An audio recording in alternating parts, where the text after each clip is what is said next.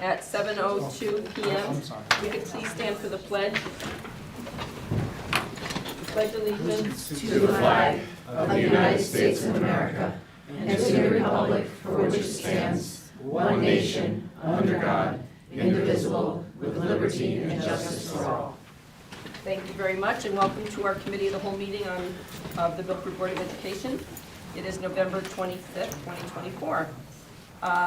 We have a roll call for attendance. Ms. Griffin? Megan Doyle. Here. Scott Furmender. Present. Tracy Irby. Here. Tom Koba. Here. Lauren Maller. Here. Una Petrowski. Here. Christina Preet. Here. Mike Smith. Here. Cindy Wolf Boynton. Here. And Susan Glennon. Here. All 10 members present. Thank you. All right, we have a couple of agenda items this evening on transportation before we go into our long-range planning, long-range facilities planning workshop. So I will turn the meeting over to Dr. Buttai and Mr. Brennan. Thank you, Ms. Glennon. And with your permission, we'd like to combine transportation report and then immediately go into the contract dialogue. Certainly. Mr. Brennan is going to be presenting, is that okay? All right, so we'll handle the next two pieces. The transportation report is the annual report to the board.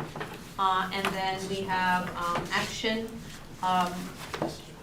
requested of the board on the transportation contract extension. So I'll turn things over to Mr. Brennan.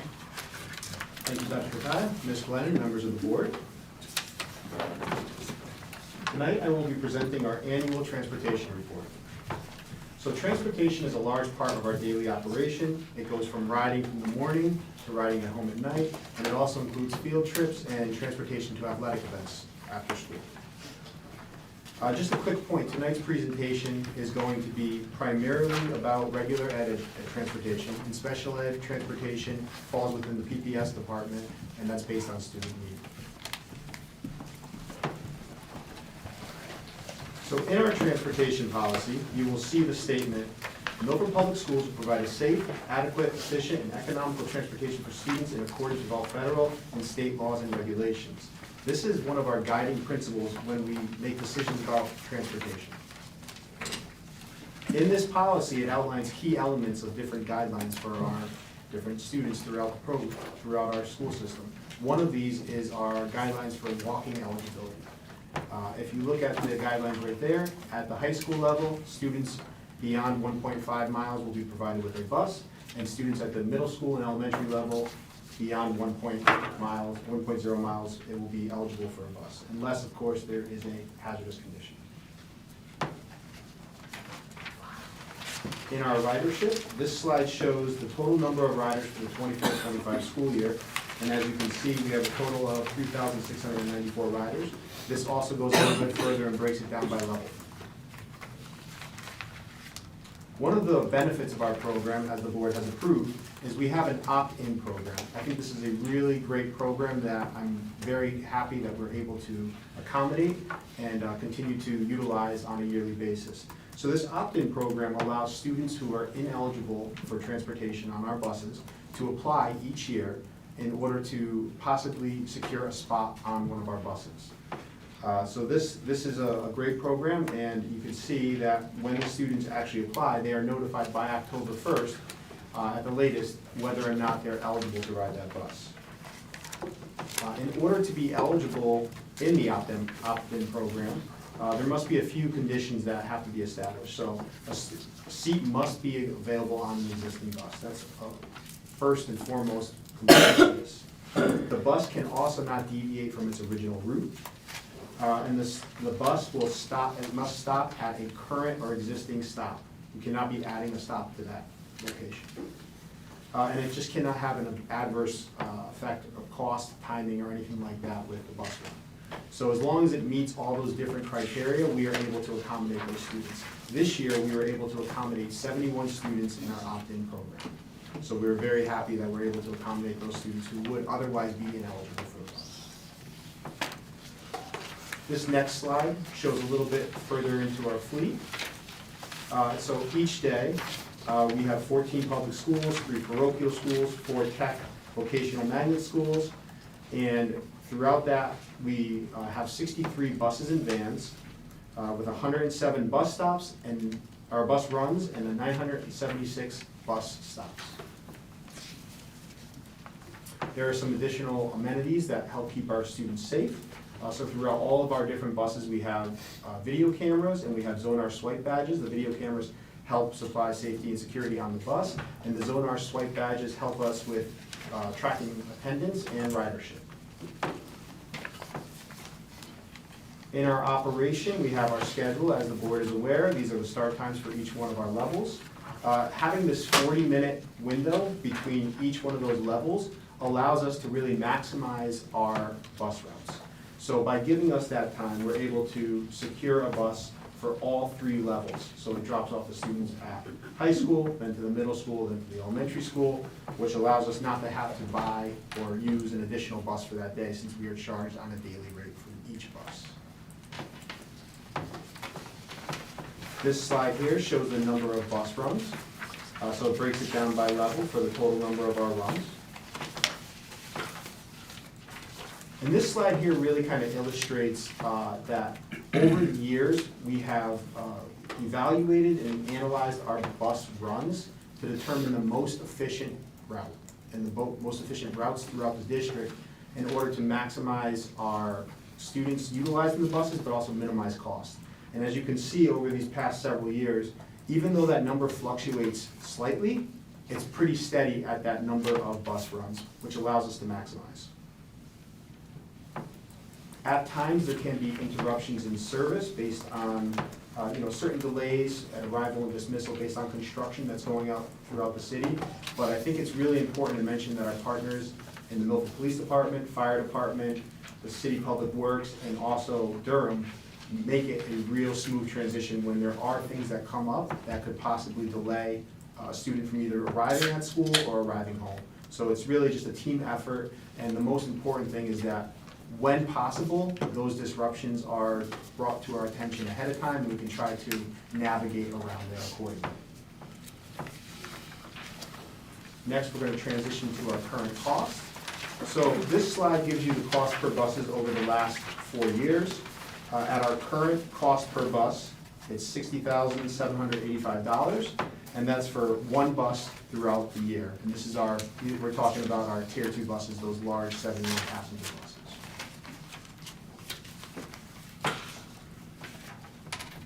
And then fuel. So the fuel, we have gasoline and diesel, which supplies our buses and our vans.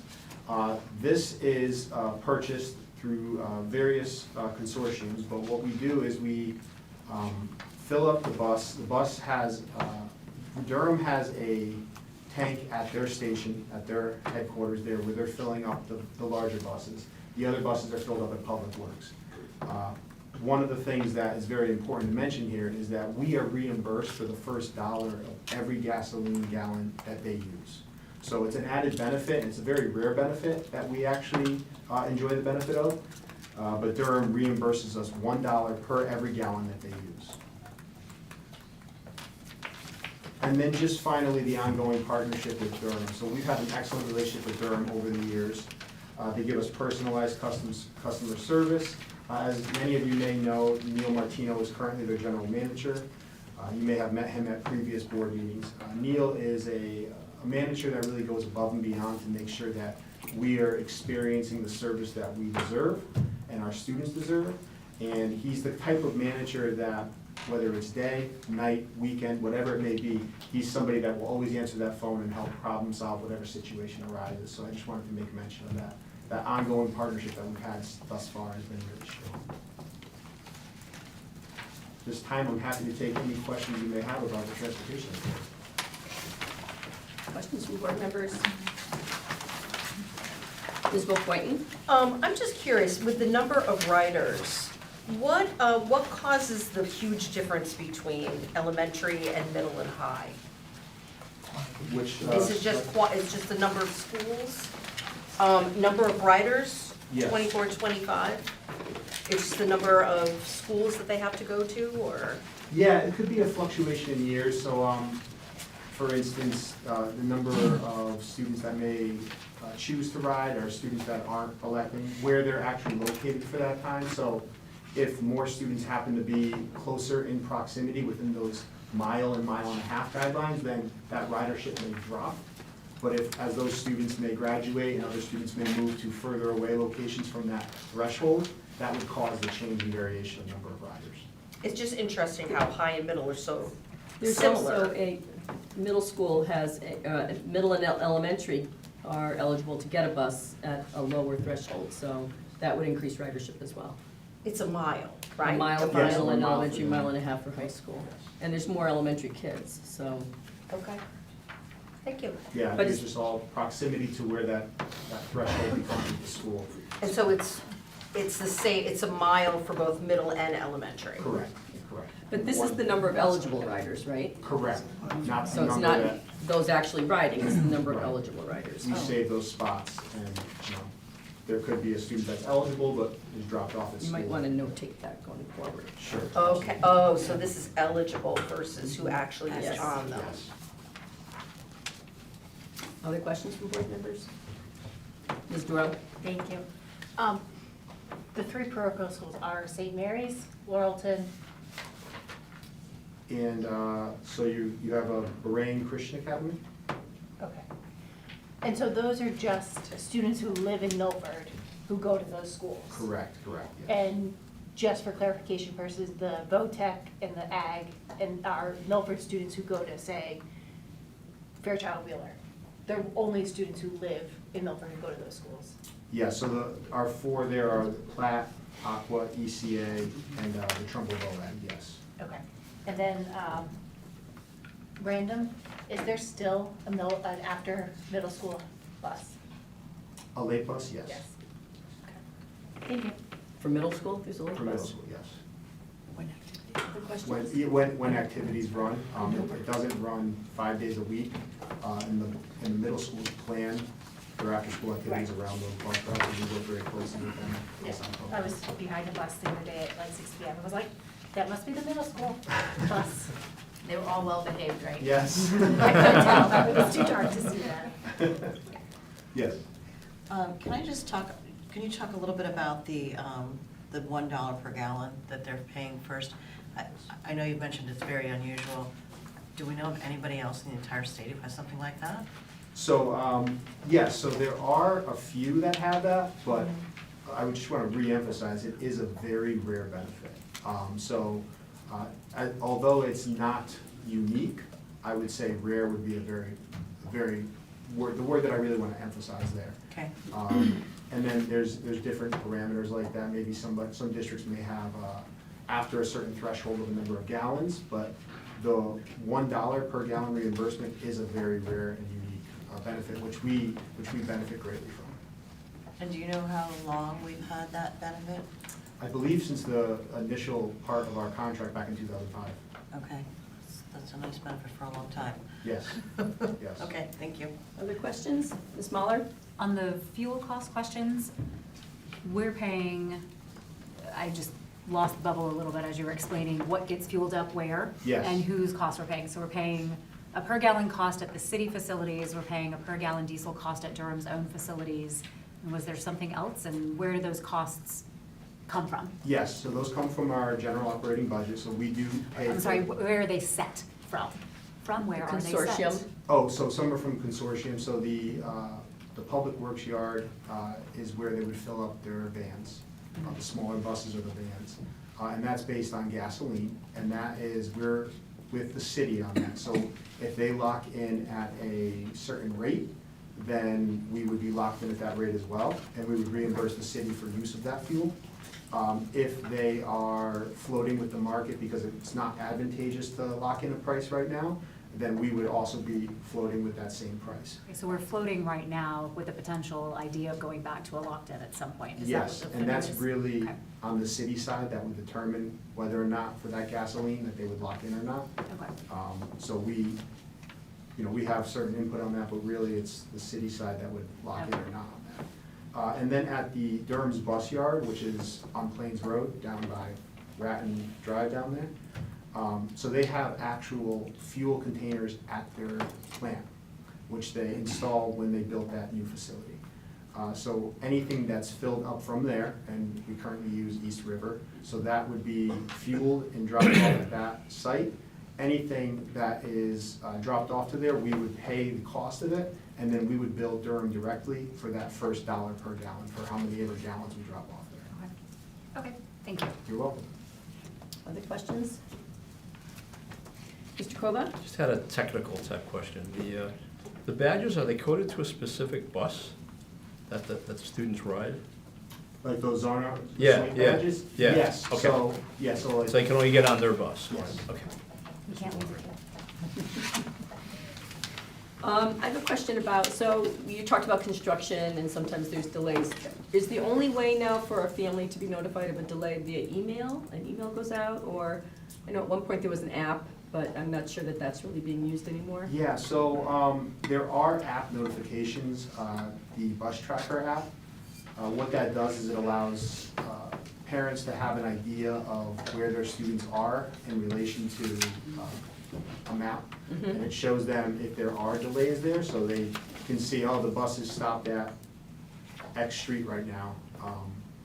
And then that would be another way that they could be notified. But that would be parents who are actually actively using that Right, app. right, okay. But if there was some kind of delay that was outside of the norm, we would send a messenger out to all the families to just let them know, like, hey, this is happening right now, your children are safe, here's what the anticipated delay would be. Okay. Thank you. Any other questions from board members on the report itself? Okay, thank you. Thank you. Thank you.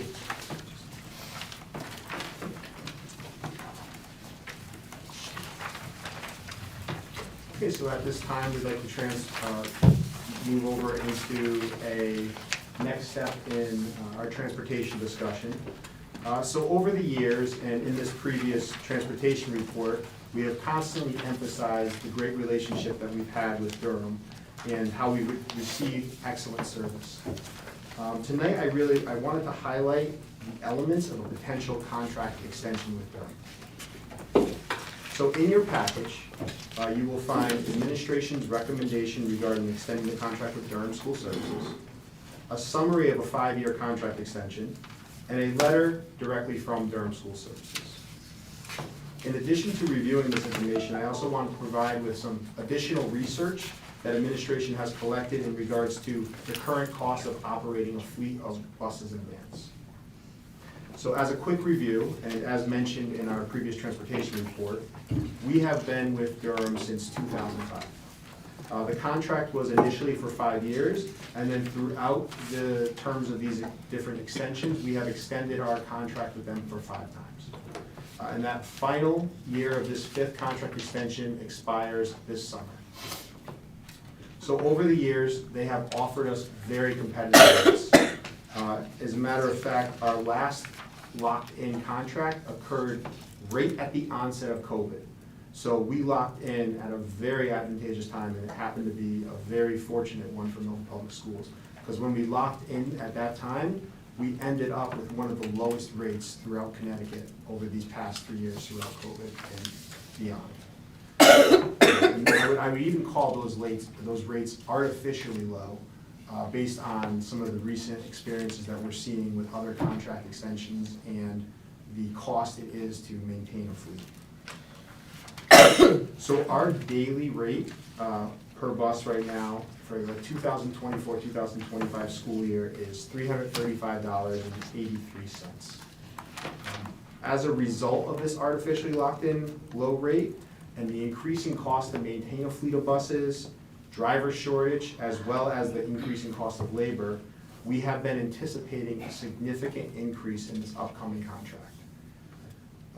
So a proposed extension with Durham would bring a 19.75% increase in this first year, which would bring our 2025-2026 rate to $402.16.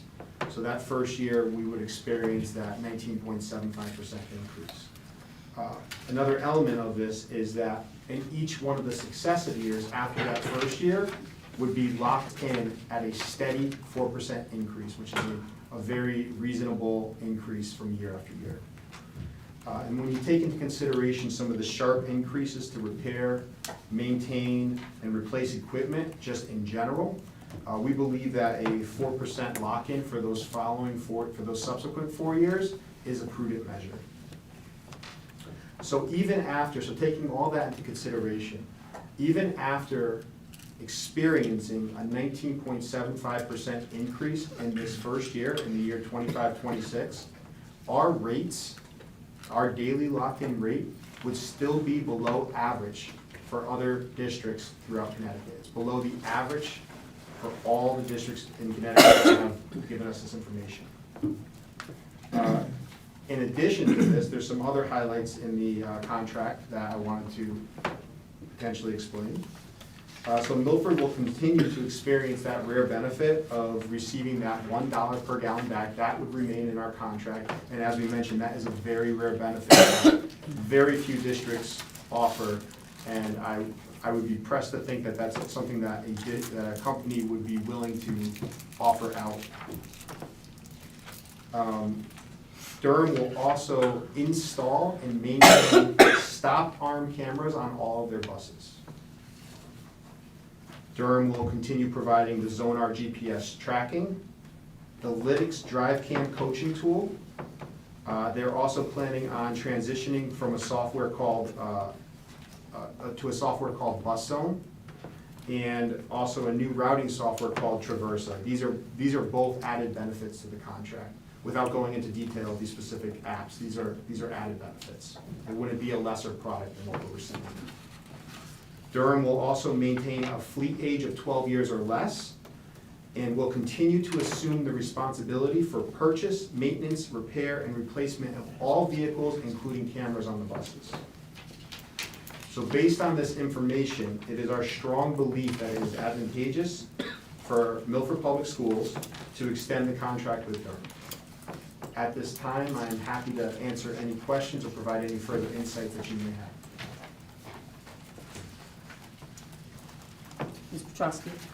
So I don't want to get too far into the nitty-gritty of the programs either, but when we're doing the new routing software, do we anticipate that we'll be able to maybe do less routes as a consequence? That's a great question. I think in order to do something like that, you would need to do like a transportation audit.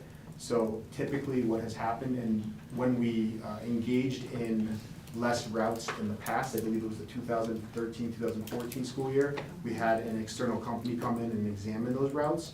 I think we're pretty efficient right now, and we do examine those each year. So as you saw on that slide, there are slight fluctuations in the number of routes. So it's something that we look at internally. I think we are at a pretty good space right now. That bus, one of the benefits of that bus zone application, let me give you an example of why that's an enhancement for the families. That's more of like on the family side. Okay. So currently, our bus tracking software for families has, as we spoke about, the ability to kind of see where your students are. This new Bus Zone app adds an additional feature where you can set an alert. So you could say, oh, at the corner of this street and this street, I want an alert sent to my phone to know that the bus has met that area. Or when my student arrives at school, I want an alert sent to my phone so I know that the bus is moving to school. So there's like additional like parameters that you can give. They're called bus zones, which would then send an alert to the family. And those could be individualized, so it's not global, it's based on the individual family. So that's one of the benefits of that Bus Zone Tracker app. It really allows a family to take some of the that next step of where is my child at what time. And if you're a parent that's coming from work and trying to meet at a bus stop, that added benefit of saying a bus is at this bus stop right here. In my mind, I know there's about 10 minutes before that makes it to my house. So you can kind of measure and gauge, oh, I know I can make it to that stop, or I need to get somebody else to pick up my child. So that's one of those added benefits. That's a nice benefit, thank you. Thank you. Other questions? Ms. Irby? Is there a date for when the stop arm cameras be installed, like within a? Yes, so it's something that they would be actively pursuing. We didn't set like a hard stop date on that, but it's something that they would actively pursue initially for those first onsets. So it would be something that would be a priority. There's no like by this date, but I would assume that securing this contract would be something that we could have up and running by the start of the school year. Thank you. Could you tell me, so subsequent years will have 4% increase? What's our current increase, 3.5, has it been? It's 3%. Three. 3%. We've been locked in at 3% over the last 4 years, I believe. 3 years, 3 years. 3% sticks in my mind as being forever. I mean, even the prior contracts, I think, were 3% increases, so. Yes. Ms. Preet? So just so everyone's aware, we talked about this, so an incremental this year, next year over this year, 19.75 translates to what dollar amount? So it would be a 20% on our total transportation line, so it would be approximately $900,000 additional. And we talked about that, year. yes, okay, just wanna make sure. Other questions? Ms. Doyle? Thank you. So we've talked about the money aspect. We've had a very long relationship, we're going on 20 years now. What would be some of the difficulties if we were not to extend this contract and we were to go out to bid or things like that? What could we encounter, or what would be even the cost? Yeah, it's a great question. So I think one of the benefits of staying with a company who currently is servicing a district is that there's no added cost to upgrade or buy a fleet of buses. So initially, if a new company was to come in and they would need to purchase a large number of buses, we're not a small district, we saw the number of buses that we have, buses and vans, and if a transportation company was coming in, they would need to have that fleet already, but most likely need to purchase buses to accommodate our fleet and be up and running by that day. They would also need a site. It doesn't necessarily have to be in the town of Milford, but it is beneficial to have their site in Milford, which is one thing that Durham has. So Durham has their site, they've established and constructed this brand-new building down at the corner of Plains and Rattan, thank you. And that site is an added benefit, so they're right there. So when you're sending, let's say for instance, if a bus was to break down, if you were off-site in a different town, it would take that much longer to send a different bus to you. So that's just one of the added benefits of this. So if a new company was to come in town, they would need to secure a location. Doesn't have to be in Milford, but it is advantageous to be in Milford. And an added benefit of having your location in Milford is now you're also paying taxes back to Milford. So that would be one part of it, is the location of that. And the cost to actually create a fleet of buses and vans that would now be able to service us. If we were not to go with Durham and we went out to bid, then Durham does not need to provide us with a rate like this. So they're not locked in at this rate if we were to go out to bid. And they would take a look at current market of what other districts are paying, and they would know that they would be able to not have to meet that level, knowing that other companies may come in at a higher rate. You also, by going with a new company, there is the element of not knowing the people that you're working with. So right now, there's a very steady people that we have with bus drivers who know our families, know our routes, know the different nuances of who should be picking up. So there's that element of familiarity that our bus drivers would have with our families. And there's just that level of service that, as I mentioned before, that specifically Neil Martino, who's the general manager there, really provides to us as administration, but also to our families, and just being accommodating. So those are some, just off the top of my head, those are some of the things that would be on my mind as an option. Thank you. And then, just, it's very helpful. And then realistically, there are only 4 to 5 bus companies in the grand scheme that would be able to service a community like Milford. And so it wouldn't, we would be kind of at their mercy. Yeah, there are some larger bus companies out there. I think 4 or 5 is a pretty fair description. I wouldn't be able to say whether or not a smaller bus company would take a jump at being able to provide us with this, but I think it goes back to being able to provide a scope of buses like that. And if a company was to purchase a brand new fleet for the entire needs that we would have, let's say it was a company that didn't have other buses in rotation that they could provide that with, Part of me worries that, are we able to, by the summer, get in production and produce that many buses brand new? And plus, it wouldn't necessarily include the tech, Right. any of those aspects. Yes, the tech, like the cameras. The cameras or Yeah. the swipes or any of those sort of Yes. things. Yes, and one other added benefit to a question I think you asked earlier was, with Durham having their location on site, they also have a maintenance worker at that site who meticulously maintains those buses and makes sure that they're up to date. So they have like a mechanic right there on site, which would be another added benefit that I'm not sure if Right. every site would have. I do remember distinctly, it was probably 2021, 2022, there was a major bus shortage, Mm. driver shortage, and we had no issues, I don't remember any. So that was, they have provided great service over the last few years. They did, and that's very accurate. Throughout the COVID pandemic, you would see in the news other districts that were experiencing driver shortages and delays and things of that nature, but Durham did not experience those, and they have a really good relationship with their workers.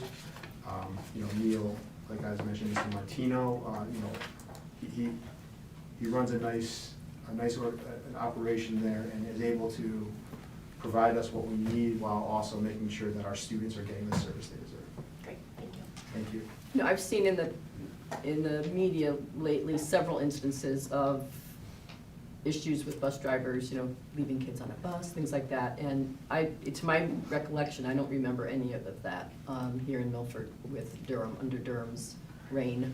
Yes, so one of the, as mentioned, and I guess it's a good time to go into, remember I was mentioning some of those different apps that we have? One of them was the Zonar GPS tracking, and that actually requires all drivers to do a pre and post check on each one of their bus runs, and they have to check it in on an iPad, so it kind of helps eliminate some of that extra, that extra layer of safety concern.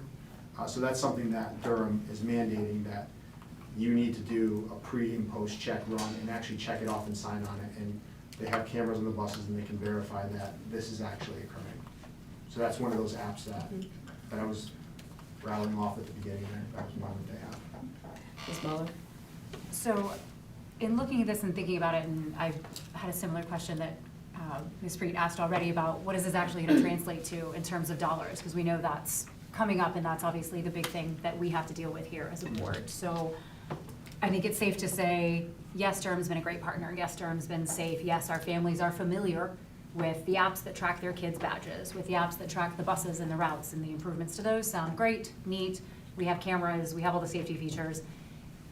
The alternative to approving this here is to go out for bid, is to put out the RFP where we would, I would expect, mandate all of those features as well, so we wouldn't be getting bids that were like, buses pulled by horses and no cameras, like we're getting this, we have the ability to request and require the safety features that we want our kids to have, the bells and whistles that are necessary for all of that.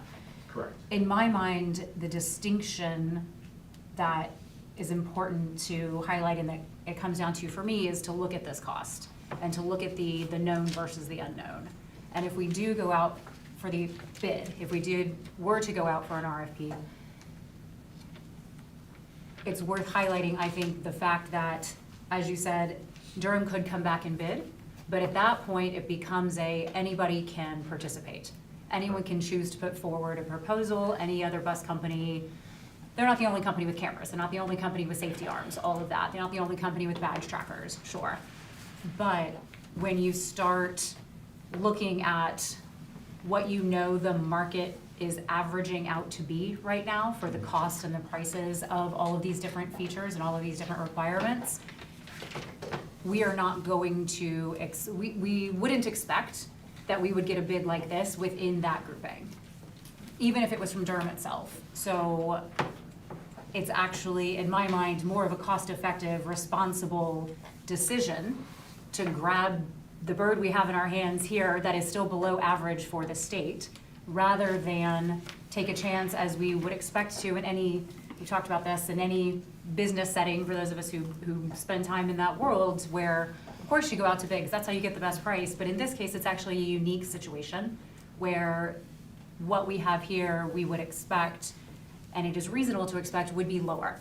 A lower cost than what we would get if we went out in sort of that normal order of business. So to me, it does make sense because, again, we're checking all the boxes on the safety and the parent features and the trackers and the apps and all of that requirement that we know we would have regardless.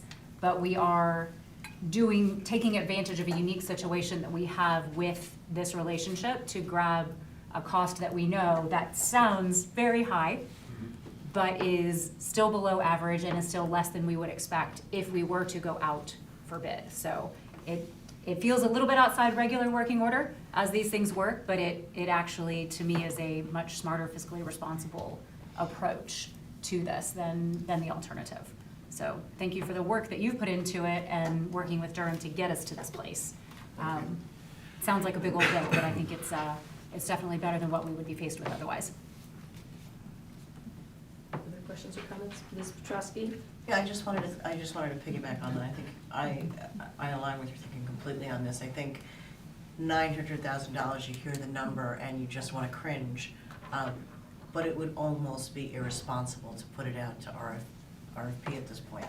I think this is our best chance to get a reasonable rate with a vendor we're quite happy with, quite frankly. So, you should always count that your vendor relationship is part of the equation, but even if it wasn't, there's a high risk we will not get this kind of rate again. Other questions, comments? All right, seeing none, do you have a motion, Ms. Petrosky? I do. Make a motion that the Milford Board of Education authorizes the administration to enter into a 5-year extension to the current contract with Durham School Services, Inc. to cover the 25-2026, 26-2027, 27-2028, 2028 through 2029, and 2029 through 2030 school years in accordance with the terms indicated on the letter from Durham. Is there a second? Second that. Second by Mr. Fermender. Is there any further discussion on this? Seeing none, all in favor? Aye. Any opposed? Motion carries unanimously. Thank you for all your effort on this, Mr. Brennan. Thank you, board members. All right, the next item on the agenda is our Board of Education Long Range Facilities Planning Workshop. So we'll invite Ms. Broderick and Mr. Reynolds up to the table. Mine's not pretty, but it's a black and white.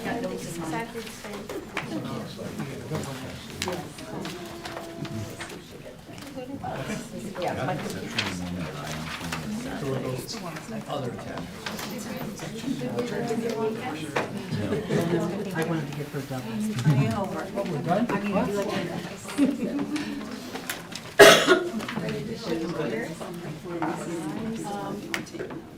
And there are copies coming around. We'll have it up on the, for your audience especially, but they will also have the QR code, is that right, Liz? Oh, it's there, okay. Great. Well, it's good to see all of you again.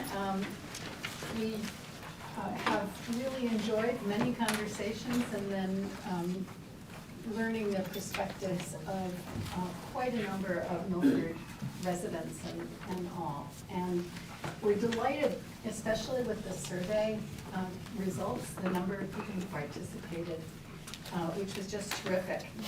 If you're looking at the copy that came around tonight, you'll have it accurate, but the ones that I sent on Friday said that we gathered the information between November 4th. It was actually October 29th that our survey initially became hot. That's the only difference. Okay, sorry. So we gathered the data between October 29th and November 15th. And we'd just like to take a moment to thank everybody who participated.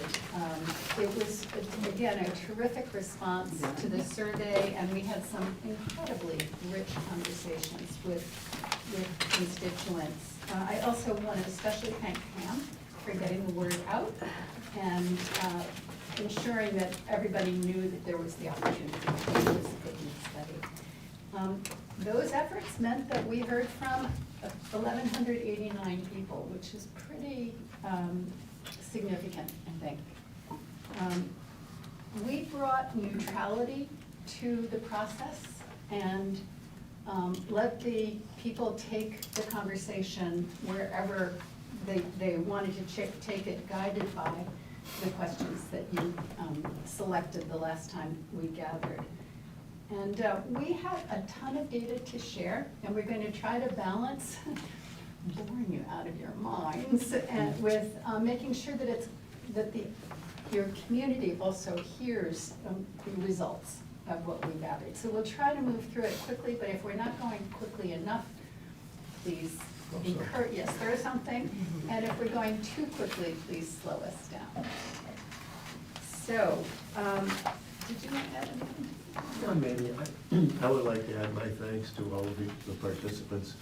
As we get through it, you'll see how impressed we were with the data that came in. And we bent over backwards to do everything we could to maintain neutrality while collecting that data.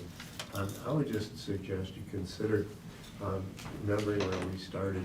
Think about what's ideal before you start jumping to reality. We'll get to reality. We have to get to reality. We'll be talking about objective data and an element of subjectivity. And we'll talk to you about that as we go on the way through too. One thing that troubled me a little bit was a lot of people think long-term is a year and a half or 2 years. And others think long-term is 20 or 30 years. And I think the older I get, long-term becomes shorter and shorter. But that's a whole other story. Yet you can feel it in the answers, you know, and we'll be going over them as much as we can. Thank you. So we'll warn you, you're going to hear lots of redundancy and contradiction in what we have to say, because those perspectives were given in response to different questions. So I will also let you know right up front that if we hadn't been able to use AI in interpreting the data, we wouldn't be here tonight, because there's no way we could have sorted through responses from well over 1,000 people. But the only data that the program used was the data that we inserted. So it wasn't like it was gathering data from other sources and mixing it in. So it's your data. So in terms of survey participation, I'm on page 3 now. You had 43.5% of your participants were parents. And there were a total of 1,114 surveys returned.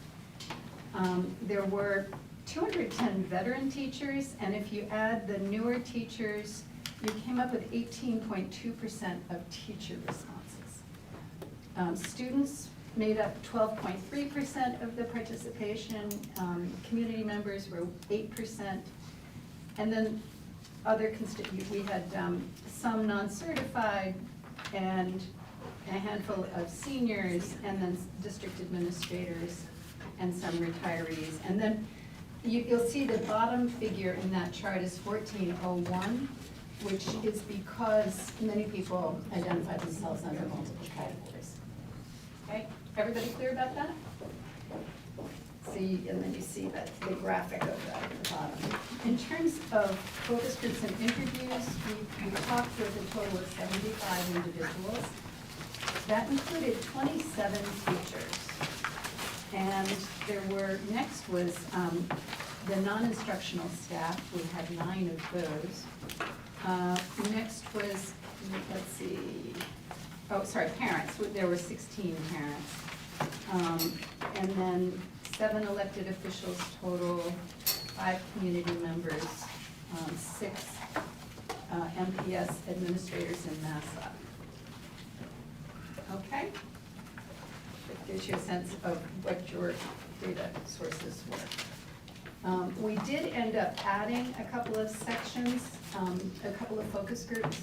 One was because of difficulty if you were within the system connecting with the Zoom because of blocks. And the other was, and so we scheduled another one. And then the other was, we needed to set up a separate one for elected and appointed officials, just because of conflicts there, so we had 2 of those. So, what did we find? A lot of contradictions and a lot of truth. You'll find that if you look at graph on page 5, that 45% of the respondents felt that your schools, your facilities are either in excellent or good shape, with a small number of excellence, 6%. While 55% rated them average, below average, or poor. You could also say that it was just 12 or 13% or 14% who said below average or poor, but average down was 55%. People generally liked your guiding principles for your school facilities. There were a few who didn't really care. They neither agreed nor disagreed. And then a couple seemed to disagree or strongly disagree with them, but it was the majority of your respondents definitely liked them. We had 231 people who wanted to weigh in on other things they thought you ought to have in mind as you consider your guiding principles. And many of these responses were what Jack was talking about in terms of being short-term. Air conditioning and climate control. You've done a lot of work on health and safety, but it still came up 40 times.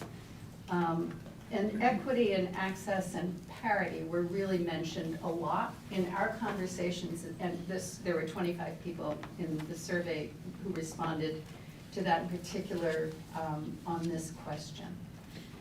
Facilities modernization had 23 people. Student and teacher support had 16 mentions. Again, those people really seem to equate small class size and student-teacher ratio with school size. That's a fact to keep in mind, and that comes up a lot through this. Everybody understand the distinction I'm making there? No, that people really want to ensure that classes remain small, or are small, class sizes are small, and the student-teacher ratio is small. And they often seem to conflate that with school size. Yeah, which doesn't make sense. Right. That's how it's, Okay. that's the point. That's how I read. Thank you. Yeah, that's my point, right, thank you. Harvard, Yale, Princeton, they all disagree with it. They agree that they can have small class size. So, moving on to question 4, asked about, or given the data about 800 to 1,600 as an ideal size for a high school, you will find in all of these questions about how many schools or what people want to see, that status quo is what the majority want. 66 point, essentially exactly 2/3 of your respondents said they like 600 to 800 students in 2 comprehensive high schools. And almost 20% said 1 high school, and 14% said no preference. So the third were not in that category. Comments, again, got into that confusion about school size versus class size. And there were 28 people who weighed in on this question.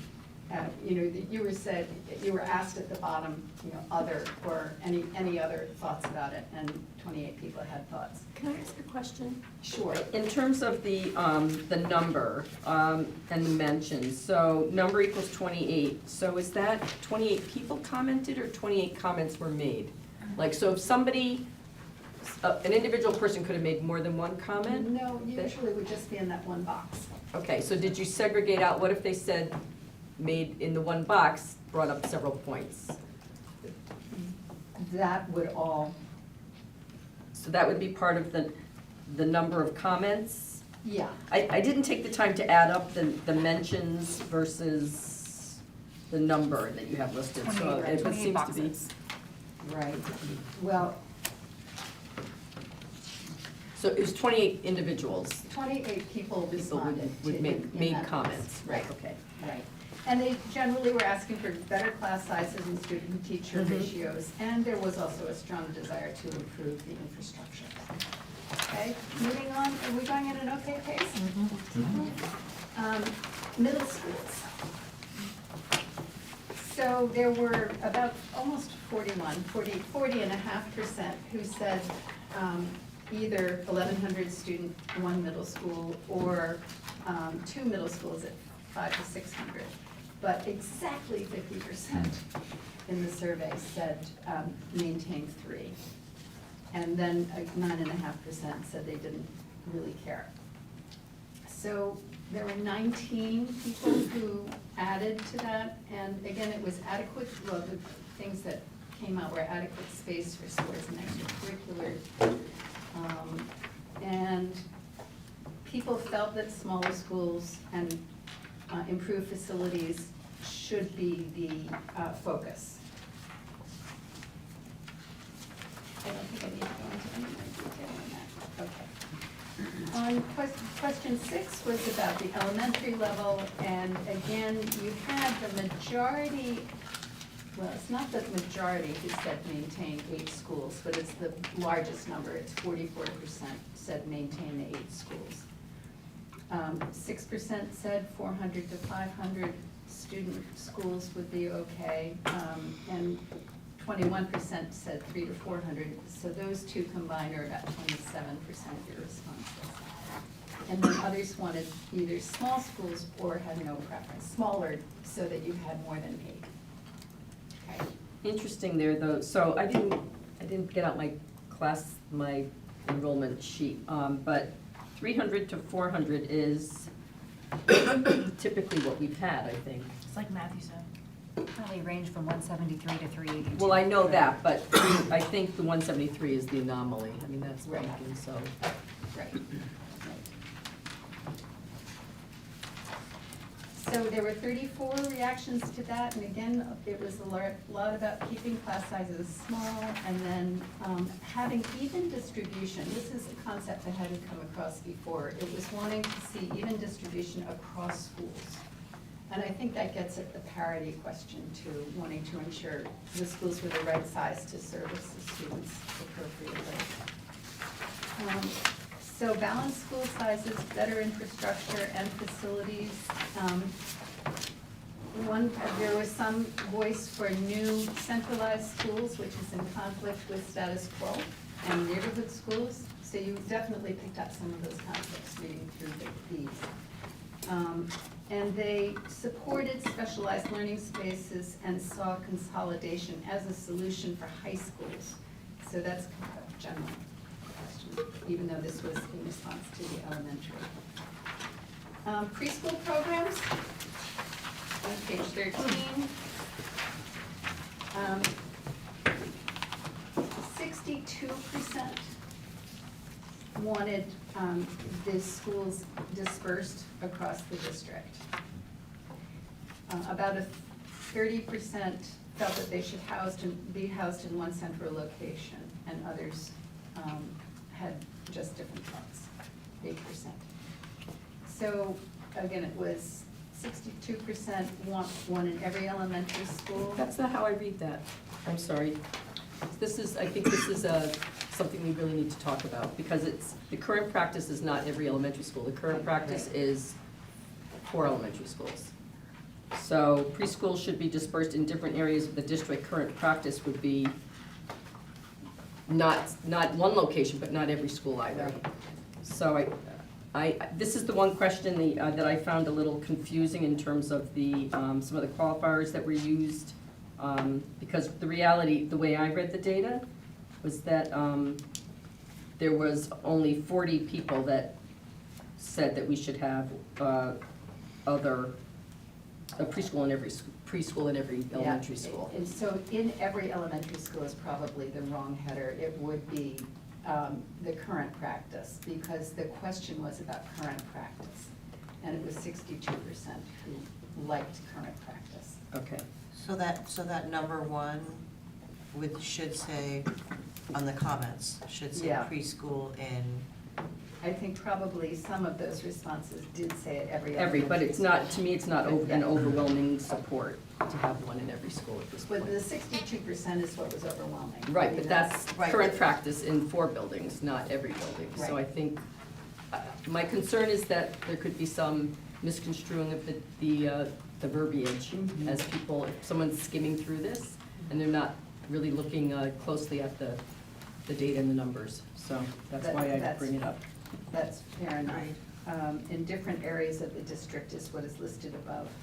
So we can change that wording to reflect the current practice. Thank you for that. Okay. And then 30% felt like centralized preschool options made sense. And there's more detail about space and resource constraints, the notion of full-day preschool, wanting neighborhood proximity, and concern about transitions and all, but these are few mentions here.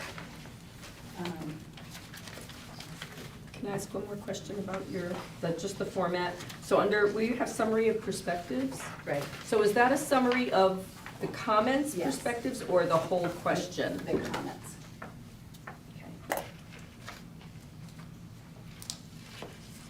Yeah, most preferred localized preschools, and others propose the strategic placement across the district for recognizing that they could be more efficient. Okay, then you had open-ended question number 8, and you had 509 responses to this.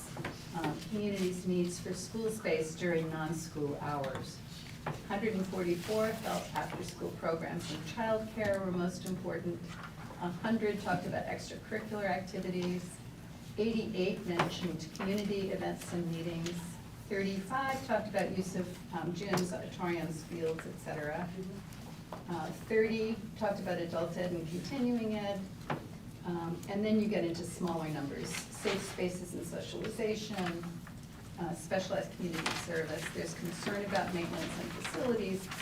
And then there were 16 people who offered different ideas that didn't have a lot of people voicing them, but bike parks, open library hours, et cetera. And then there were 4 who were opposed to community use. That's interesting. Yeah. So here is headline news, number 9. Almost 74% of your respondents agree that and support a gradual replacement of your schools with new facilities. So that seems like overwhelming evidence that you have the support of the community in starting new construction. And then finally from this survey, and then Jack will take you through the focus groups and interviews. The final question was, any other thoughts about educational facilities that you'd like to share with the board? And you have 480 responses to that. Again, air conditioning and HVAC systems are a huge concern with 76 mentions. The ability to maintain the old buildings is a concern. The aging infrastructure, 64 mentions there. 42 talked about class and equity, and the significant concern over inequity in class sizes across schools. And again, that gets to the balanced distribution of students among the elementaries. You've done a lot of work, and we saw all the hardened entries, but there were still 31 mentions about safety and security and feeling that that was an important concern. 24 mentioned some aspect of special ed facilities and needing adequate space. 19 talked about facility size and space allocations, needing more space in the schools, larger classrooms, specialized spaces. Art and music, science and vocational training were huge concerns. Only 19 mentioned them here, but we also heard them in focus groups. And then engaging the community, they really appreciated the opportunity to be heard through this and want the ongoing involvement of students and teachers and parents, especially in the decision-making process. 15 talked about technology and educational tools, and needing spaces for hands-on learning, robotics, STEM, more flexible tech spaces. 14 talked about school consolidation and redistricting, especially about the split, issues with a split high school and potential to merge and streamline resources and improve efficiency. And you had both sides in response to that theme. And separating cafeterias and gyms in the elementaries. And let's see, those are the biggest issues. Sustainability and green initiatives people would like to see. Vocational and extracurricular opportunities, as you know. So that really covers the survey, and you're going to hear some redundancy with the focus groups, but take it from there, Jack. Redundancy, there was a lot of redundancy, and it's reported as part of data, because some things came up consistently, almost regardless of what the question was. I want to start the bit on focus group a little bit, put it in perspective. I owe a lot of credit to Mary for being able to collect the data for focus group and interview. She has the ability that I've never seen before to have a conversation, look at you with a conversation and type everything you say while she's doing it. I'm not kidding. The raw data on the focus groups and on the interviews was enormous. I mean, everything that people said, we tried to catch. And we tried to maintain very, very hard, diligently, our neutrality through the point of collecting the data. It's not easy to realize. In an instrument, a survey, you've got objective data. In an interview, not only do we have to maintain anonymity, and that gets tough when there's a few people in a certain category, we have to get at the emotional part of it. And it was there. When we have an interview, first of all, we need to welcome people who establish a relationship and a trusting relationship. They need to know that they'll be anonymous. And they need to know that they can really say anything they want to. We get 5 questions, but made it all clear that they could take it any place they wanted to, because a lot of people had their own drum to beat. And that's healthy. The creativity that we could feel, the emotion that we could feel. Mary used the word conflict, and I've got a little mixed feeling about that word, because it's different perspectives. It doesn't necessarily mean I disagree with what you say. I see one side of the elephant and you see another. Your kid's in kindergarten and my kid's a senior in high school. Very different perspectives. So please try to keep some of that going on. The focus group and interview we covered, 75 people participated. We had to welcome and establish a relationship, a trusting relationship, and guarantee immunity. We felt that the AI portion, and I'd really like you to understand that we did both the AI consolidation, synthesis, and a bit of analysis, and the professional part. It isn't like we went with AI. AI couldn't have totally done this, and professional, we could have done it. It would have taken another several weeks, I think. So we're kind of thrilled with the way that worked out from our perspective of looking at the professional aspect and looking at what AI could contribute. Let's take a look at question 1, basically asking for your hopes and dreams for the future of Milford's school facilities. And in many of these, I'll go through the headline, which is the themes largely generated by AI. And there's all the specifics under it. Many of them, I'm not going to go to the specifics, or we'll be here much too long. But you've got them.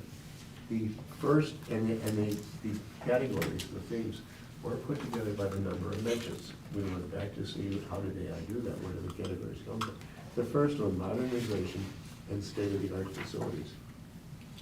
Specialized spaces, classrooms of the future, the things that were identified under that modernization and state-of-the-art facilities was encouraging. You know, I mean, people want the school system and the facilities to be state-of-the-art. There's no question in my mind that they want quality. Infrastructure challenges, struggles with aging buildings requiring extensive renovation, financial constraints in balancing long-term investments with immediate needs, frustration with Band-Aid solutions.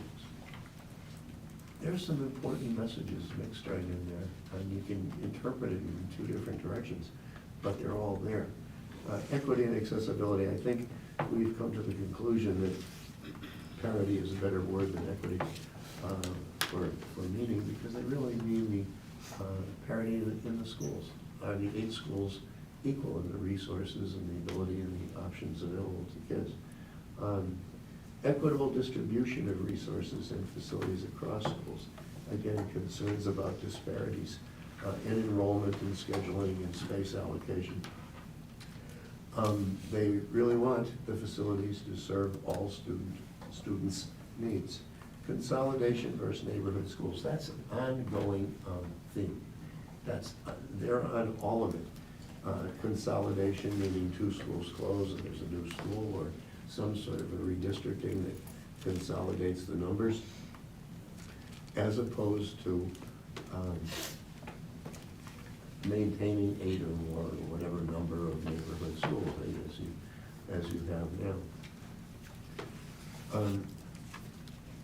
So that's, a lot of that conversation had to do with elementary schools. Under that, arguments for, and the AI, and we saw that as a debate to a certain extent, but arguments for one high school to unify town versus the value of rivalry and smaller school communities. That was just a live emotion. That was really a dilemma that eventually we're gonna have to face. And some part of this is the long-term short-term, because there's no question that you're gonna need new schools. It may be 50 years out, it may be 2 years out. That's the dilemma. When are you going to need to do something with this, with that, with this? But you're gonna need to do it. You can't stay forever with 70-year-old buildings. So acknowledgement that the consolidation might reduce the cost, but could challenge local identities and increase travel times. Buses and travel times was certainly a concern. Creative and performing arts, community environmental impact. Safety and health, that's one I don't want to skip across too quickly, because, you know, you think of safety and health as something, I don't know, guards and the safety that we worry about all the time. Well, there's concerns for air quality. There's concerns for temperature control. There's concerns for outdated infrastructure that pose health threats. And that's something that, you know, rose to a very needed response. Need for enhanced security measures, spaces to support mental health and positive learning environments. There's no question in my mind that the needs, the perceived needs, the demands for whatever, are very different in 2024 and 2034 than they were in 50, 60, 70s. It's different. 94, 142 didn't even exist back when these schools happened. No, it's different. Future ready and career pathways. That's a concern of many, and I'm sure you've dealt with it before. The differences in tensions, consolidation versus decentralization, that's just a major tension. Do we want to consolidate or have fewer buildings, or are we happy with the number of buildings and so on? Consolidation advocates, what did they say? Building fewer, larger schools to streamline resources, versus neighborhood school supporters value the close-knit community and the accessibility to smaller localized schools.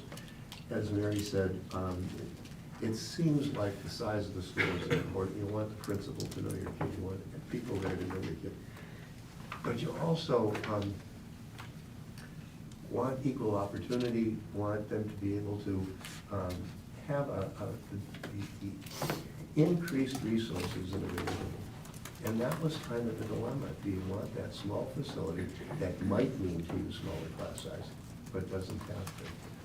You can have, in fact, it could be just the reverse. The class size, if the class size is 25, and you only have 25 kids in first grade, do you have 2 classes of 13, or do you have 1 of 25?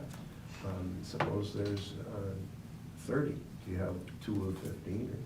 In any event, it's not a black and white calculation, and it's difficult. The investment priorities, some prioritize technology, modern career pathways.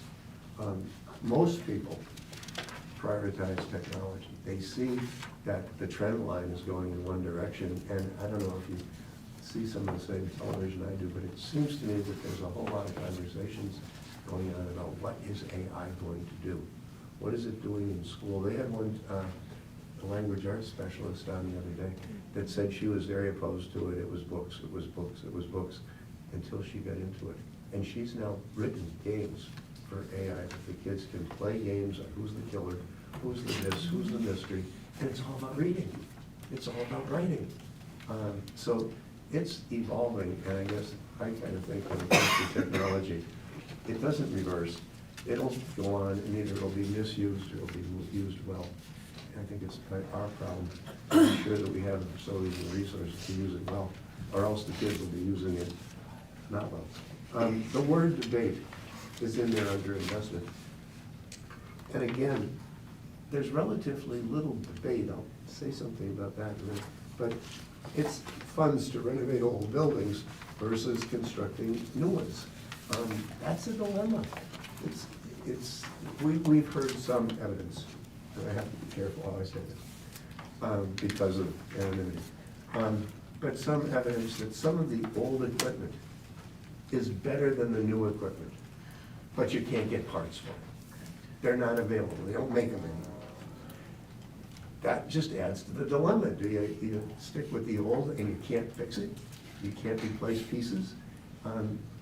That's really wild to see, and you've got some very, very good staff members that wrestle with me about that. The survey, the number of people that, 76% said they would support new construction, 9.7 said they do not support new construction. I think new construction, and we found, I'll get to it here, I hope, the process that you're in and have been in seems to me to be widely respected and appreciated. There's so much evidence, and you get that in the dialogue. You know, you're going down one track and then Mike says something and you go, wait a minute, maybe I've got to reconsider this. That happens over and over again in these conversations. I could just, I'll give an example again. Yeah. One person said, we should, it surprised me just a little bit stupid, I shouldn't be. One person said, a new high school serves everyone, every kid in town. A new elementary school serves probably 1/8 to maybe a little more. That's an intriguing argument. I mean, whether you got 500 people that say one thing, and one person comes up with a statement like that, it's like, my God, they're right. I could vote for new schools, and one part of town gets it, and my kid's 30 years old by the time my side of the town gets it. Literally 30 years old, we can calculate it. So there's some interesting things here. Community identity, the west side versus the east side. That really came out from some people. In conclusion on this, and I'm still on question 1, I apologize. And I'm going to read the conclusions. The discussion underscored the community's desire for thoughtful, future-oriented planning and the balances, efficiency, equity, and modernization. The primary challenge lies in reconciling the differences over school size, neighborhood identity, and resource allocation while ensuring that facilities meet current and future educational needs. You know, my notes, what I got out of that is that there's really not a conflict here. There's different perspectives. If you're talking air conditioning versus new building, some are looking at it as short term. The kids are sweating, the air conditioners in the window are noisy, I can't teach the class. Others are looking at it as what should Milford look like in 5, 10, 15, 20 years?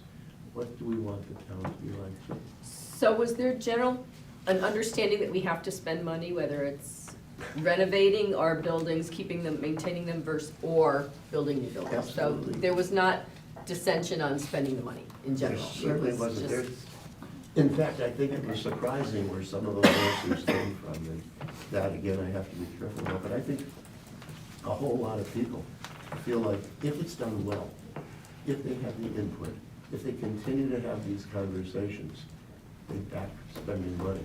The question is it within the next 2 years, or is it in 10 years out? Okay. I think all of the different perspectives are valid, are good, are just valuable. It isn't like this one's right and that one's wrong. They're all right.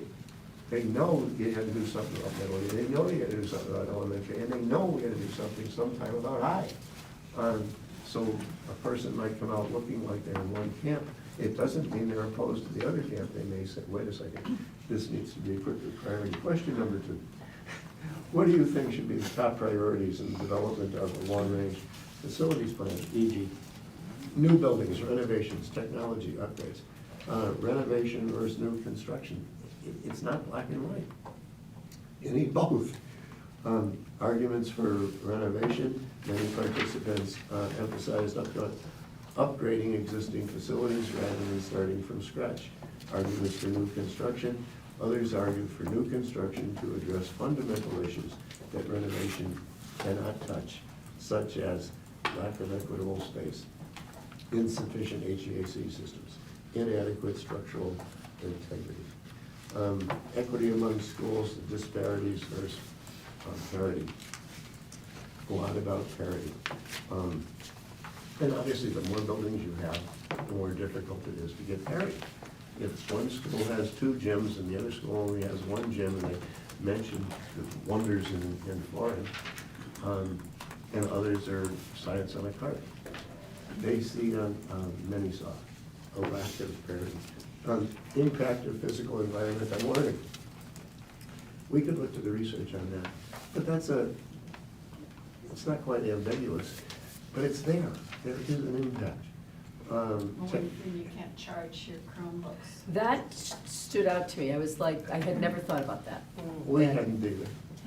But from a teacher's And they're perspective. charged when they come to school in the morning, they're running on I had the never charge. thought about that, And so there that aren't enough outlets. jumped out at me. Yeah. Yep, and apparently it's very common. In some cases, the kid forgets to charge it at night, but other cases, it comes in fully charged, it's dead by once. In any event, so technology integration, upgrading technological infrastructure, community considerations, concerns about maintaining community and family spirit. You know, a big institution can be very family-oriented, a small institution can be very cold. But at least people have a feeling for what it is that they want, and it is, know my kid. Treat my kid like family. And that's human nature, we all know that. Okay, environmental and health considerations, again, asthma, allergies, exacerbated, outdated building designs. So health and safety means more than bulletproof glass in the windows, yet that's there too. So some of that, things like that are redundant, and I'm sorry to be redundant, but they were just repeated over and over again, and regardless of the question, the issue comes up. Differences in perspectives. Focus on renovation versus new builds. You can interpret that any way you want, but it's both that's needed. It isn't like you're gonna have one answer, build a new and let the other 13 buildings go ahead. No, there's something about build and Mary's looking at her watch, that probably means I should hurry up.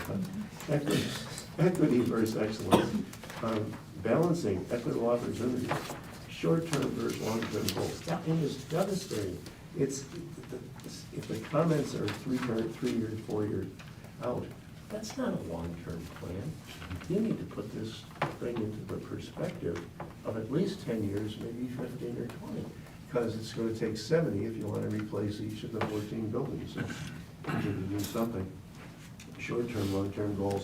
technology prioritization, environmental sustainability. Okay, conclusion. The discussion revealed a shared desire to enhance educational facilities, but diverged on how to achieve it. There was agreement on the importance of equitable access, technological readiness, addressing environmental factors. However, tension remained between the cost effectiveness of renovations and the perceived benefits of new construction. Clear, transparent planning and congruent constituent engagement will be crucial. They want to stay involved. And I think they'll back whatever the heck you come out with, if you come out with things that in fact are really embracing what people are saying. We're trying to say, this is the data, this isn't our perspective, and you're getting an incredible message here. Question 3, what's the most pressing challenges or limitations in our current school facilities? Infrastructure and space constraints. We heard that consistently in some place along the lines about storage. Where can we keep the instruments? Where can we keep? They have a lot of stuff that the school isn't bring your pencil and a pad to school with. There's a whole lot of stuff going on. And a lot of teachers feel, especially in the arts areas and physical areas, we need places to store things. Safety concerns, again, plumbing, outdated equipment in engineering workshop, lack of climate controls, heat, air conditioning. There's so much immediate, and every time you solve an immediate thing, you set the long term back frequently. And the more needy the immediate is, the more you're in trouble. Equity and access, program parity. There's places in here where people really got at facilities perspective for the future and program perspective for the future. Because the program is, hopefully, the facilities are able to accommodate the program. And we're doing speculative stuff when we think of what will school be like in 2034. Yet we have to figure it out because we're going to be investing a lot of money in busing, neighborhood schools, flexible learning spaces, special populations and inclusivity. That's big. And it's changed dramatically in the past 20 years. Community and communication. Public resistance attempts to consolidate schools has been met with resistance, emphasizing the need for transparent, well-communicated plans. Community identity. Many value the neighborhood school model, yet the reality of overcrowding and mismatched resources suggests tensions between local identity. Long-term vision. You need to have and develop and have a common vision of where you think we should be and go in the next 10, 15, 20 years. Tensions and challenges, balancing equity with tradition. Short-term versus long-term solutions.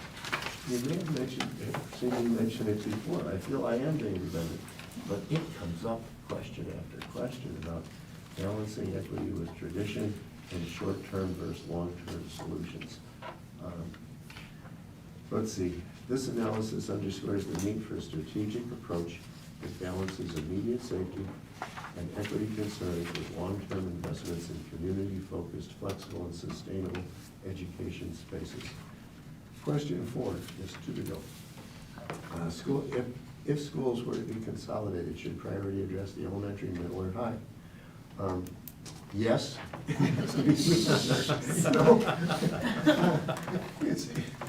Yeah, and you're gonna have a nightmare sequencing it. Anyway, the value of small elementary schools, we got the advantages and challenges. Middle school, support for 2 middle schools, and Mary indicated on the survey, there was support for 3. Yet in much of this discussion, there was clearly support for 2 middle schools. Yeah, it was very clear, nobody was advocating for 3 middle schools. High school consolidation debate. And- One person. And that part is a debate. High school, do you have 750 kids in 2, or do you have 1,500 kids in 1? A single high school could save costs. A single high school is going to cost a lot more than an elementary school. But there's We're already talking about all of that. there's a real call for some of that anti-consolidation. arguments, traditions, loyalties to existing schools. I told you, we lived through it. Grandma went to that school, my mother went to that school, and darn it, I went to it, my kids are gonna go to it. It was there, we heard it, and there's some good reasons, and there's some reasons that you think, I'm sorry, it's 2024. Geographical, logistic challenges, okay, financial considerations, we'll try to stay away from largely until we get there, but budget concerns loom large. A new high school is very expensive, a new middle school is moderately expensive, and a new elementary school isn't free. So some saw consolidation as cost saving, and others opposition, especially after recent spending on facilities. It's very hard to put a couple wings on a building and then say close the building. Good evening. How can I help? You know, developmental, emotional needs, I'm not going there. Points of agreement, small Okay, elementary I found schools this are on the widely web for valued. developmental emotion. Check it out. Check it out. Even that thing must be. 2 middle schools are seen as the most practical and equitable solution. Equity and parity are overarching priorities across all school levels. And safety, modern infrastructure are seen as critical needs. Points of disagreement, high school consolidation. Some agree it would strengthen programs and save costs, while others see a loss of community identity. Elementary consolidation and starting points for change. Cost versus cultural impact. I'm getting close. I continue to tell you, it was a thrill to have these conversations, because they could have been writing chapter 1 of most professional education books. The amount of knowledge that was brought into those rooms and into those conversations, I found to be wonderful. And no one was saying, that's a stupid thing to say. It wasn't there. You know, it was like, I agree with that, but I see this side of it. And they're all right. That's going to make a mess. Emerging ideas, consolidation frameworks, centralized programs, flexible and modern solutions. Adaptable spaces. That was your word, Lauren, adaptable. Yeah, that's what it came out. And where is it flexible, where is it adaptable? I found that intriguing. Conclusion. The community discussion reflected a careful balancing act between maintaining the benefits of small local schools and addressing financial, equity, and infrastructure challenges. High school consolidation remains the most polarizing issue, with tradition and practicality clashing significantly. The most polarizing is one high school and 2 high schools. It's there, and there's arguments for either. Number 5, last question. What excites you most about the potential improvements over 10 years? The text captures collaborative visioning process. Did you say you're working on visioning? Someone was saying on visioning schools. You need to have it or you can't leave. Collaborative visioning process for improving educational facilities, reflecting diverse currents and aspirations. Faculty upgrades and facility upgrades and modernization. A strong emphasis on updating. I found it a little upsetting that people are saying, given the status of new initiatives in education, not in Milford, but in Milford and other places, where is the facility inhibiting it? And some people, some teachers clearly felt it was. That not a specific program, but trend lines in programs in general. And I well remember back when the chairs and desks were screwed to the floor and kids lined up and the teacher yelled, shut up and sit down, and they did it. Well, they didn't word it that way. Today's classrooms are active, they're moving, they're talking, they're individual work, group work. It's a totally different culture in 2024, let alone 2034. Technology integration, working Wi-Fi. Yeah, and I'm sure you could be broke just keeping up with technology innovation. But it's happening fast. Temperature control and air conditioning, classroom amenities. Like sinks, and we forget, in an elementary school especially, you have art class, you have this, you have that. You gotta have some way to wash your hands. Some classrooms don't have sinks. And teachers, verbalize that rather passionately. Space and capacity, intentional planning of spaces, safety and comfort. Pretty much the last page. Equity and inclusion, forward thinking and long-term planning, appreciation for long-term aspirational planning rather than reactionary responses. That's a big one, actually. It's a very big one, and they love the fact, over and over again, we heard, appreciate so much having the conversation, having the opportunity to have input, having the opportunity to fill out the survey. Community involvement and buy-in. If the community doesn't buy in, we're wasting our time. We have a wonderful plan that no one ever does. It's just a total waste of money, resources, and time. It becomes vital that what we propose isn't just the ideal, but also has reality tied to it, and people know what's coming, so it isn't a surprise, and I say that for the financial people as well as regular citizens. Differences in priorities, infrastructure versus programmatic focus, that's what I just mentioned, that, you know, you can focus on the building, focus on the bricks and mortar, but we also have to focus and get idea of the programmatic changes in the next 10 years, to be sure that that's, each of the schools has, is it small space and structure, is it one-on-one room, is it teacher planning time? Short-term versus long-term concerns. The short-term can eat up the long-term, but at least recognize some people that are nearing retirement probably see short-term solutions as where their heart and soul is. If you're worried about, yeah, but at least that one is ongoing, balancing aspirational goals with feasibility. And the very last page is, on this section is the summary. In the summary, you can read another out there, is surprising, investments in education, equity, safety, and space, long-term aspirations. Yeah, so that was a lot. We did want to just, we talked afterward, well, what does all this mean? And kind of came away with some things that we took away from it. And again, this won't be a surprise. There's a clamor for addressing pressing short-term facilities problems. And there's also deep appreciation and support for identifying aspirational long-term solutions. What, did you do one and I'm doing two? You want to? Sure. It's go Okay. survey. Survey participants widely prefer the status of status quo school configurations. There were also many voices for consolidation. We remained neutral, believe it or not, yet we observed perspectives shifting during focus group discussions. When one group who's making a case heard the person's argument that, wait a minute, every kid can be affected by a high school, half the kids can be affected by 2 middle schools. It was like, I never looked at it that much. Next. You read the next one, I'll go. Where am I, down at 3? There is. There is widespread enthusiasm for Yeah. beginning Which we've Milford's aging schools, 62%. And facilities are getting in the way of the ability of faculty and staff to deliver fully the present and future program needs. We talked about the electrical outlets and major scheduling conflicts caused by combined gyms and cafeterias. If you had a bunch of really dumb teachers, that wouldn't be bad, but you've got good staff, you've got good curriculum, you've got some wonderful programs, and you don't want the facility to curtail it.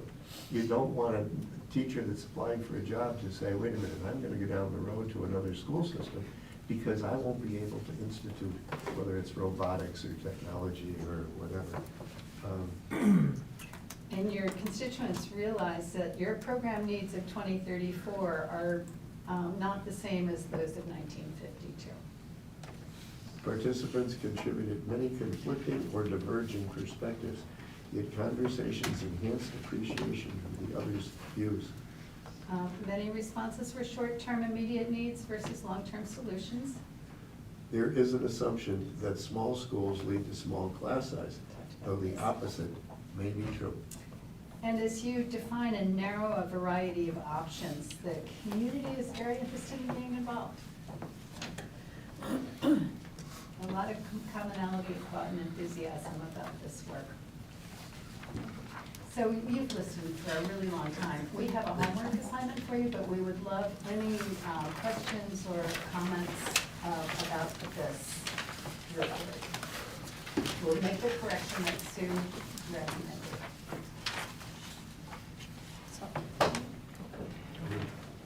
So I have, I guess, some questions. I like my little concrete numbers, right? So there's a lot of, in the survey portion, not the survey, the interview portion, some people said this, some people that. I wanna know how many said you want A and how many said B. I think it's hard to get. So I guess I'm trying to understand a little bit if there was a more overwhelming opinion on anything specifically that might not have come through in some of these conclusions. You know, obviously, there are some of them here, right? Everyone recognizes we're going to have to start building new facilities at some point in time. But I guess I was looking for some of, I'll try and give you a specific example. Well, I'll tell you frankly, Yeah. we turned this around from the close of data on Friday, the 15th, and we delivered this on Friday, the 25th, I think. Today's the 25th. 22nd, thank you. Yeah. Yeah, so we couldn't do it. No, I guess I understand that, but You want to hear? you were in the Yeah. interviews. We didn't have that benefit. I was just wondering if there was a sense, maybe, even if we don't have specific numbers. I don't think we have specific numbers. We certainly have a sense, and that statements at the end there concluding, we think that's what we were hearing. Okay. Each of the summaries of conclusions or pros and cons, that's our reaction, and it's a knee-jerk reaction. It isn't quantified, but it's a qualified reaction. This is what we heard. And when we were hearing, which we did hear, we need the 8 elementaries, it was definitely with small, the idea is you won't get small class sizes if you go larger. That was very much a concept. That's interesting. I do want to say publicly, because people are probably listening, but as a district, we have class size guidelines that we adhere to. So, and, you know, I think the question came up, maybe it might have been a PTA council, where I was very specific.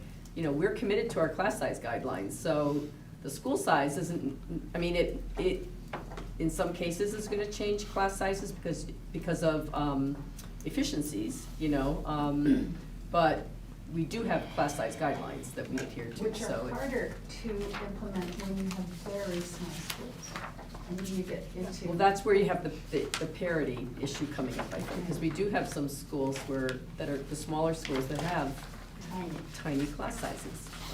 So, but I think it's important too to keep in perspective that the focus group was 75 individuals. So, in terms of, I mean, I felt that you did a good job of giving that concluding overview.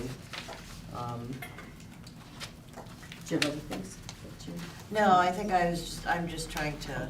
Quantify it. Yeah. Quantify it. Yeah, because I mean, I will say that I have had every one of these thoughts, right, on both sides of the argument. And I obviously have some of my own opinions, but I can certainly hear the other side and get it. Yeah. So I was just interested in understanding if it was possible, what the predominant thoughts were. Like, what's the majority say?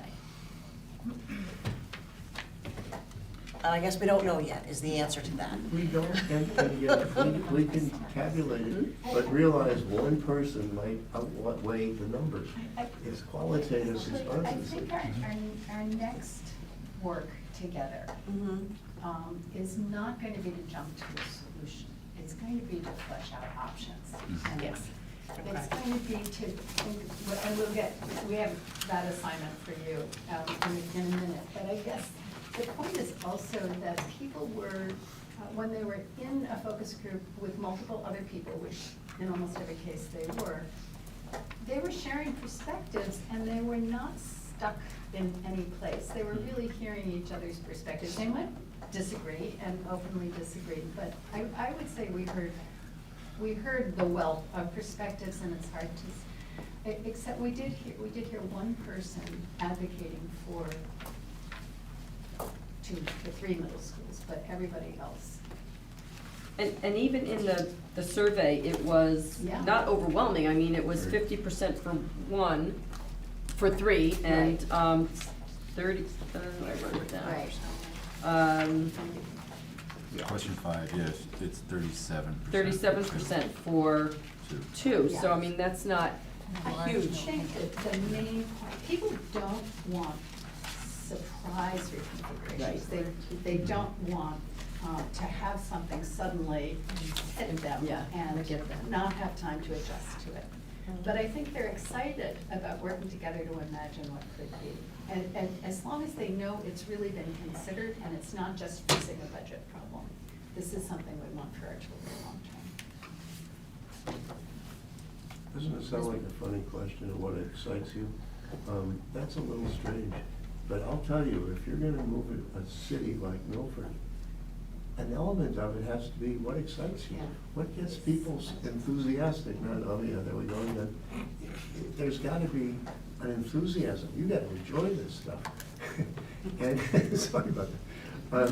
And your Ms. Boyd, answer, whatever you do, has to excite people. So, I love the positivity and enthusiasm that you are bringing with your presentation today. But I'm kind of stuck on something.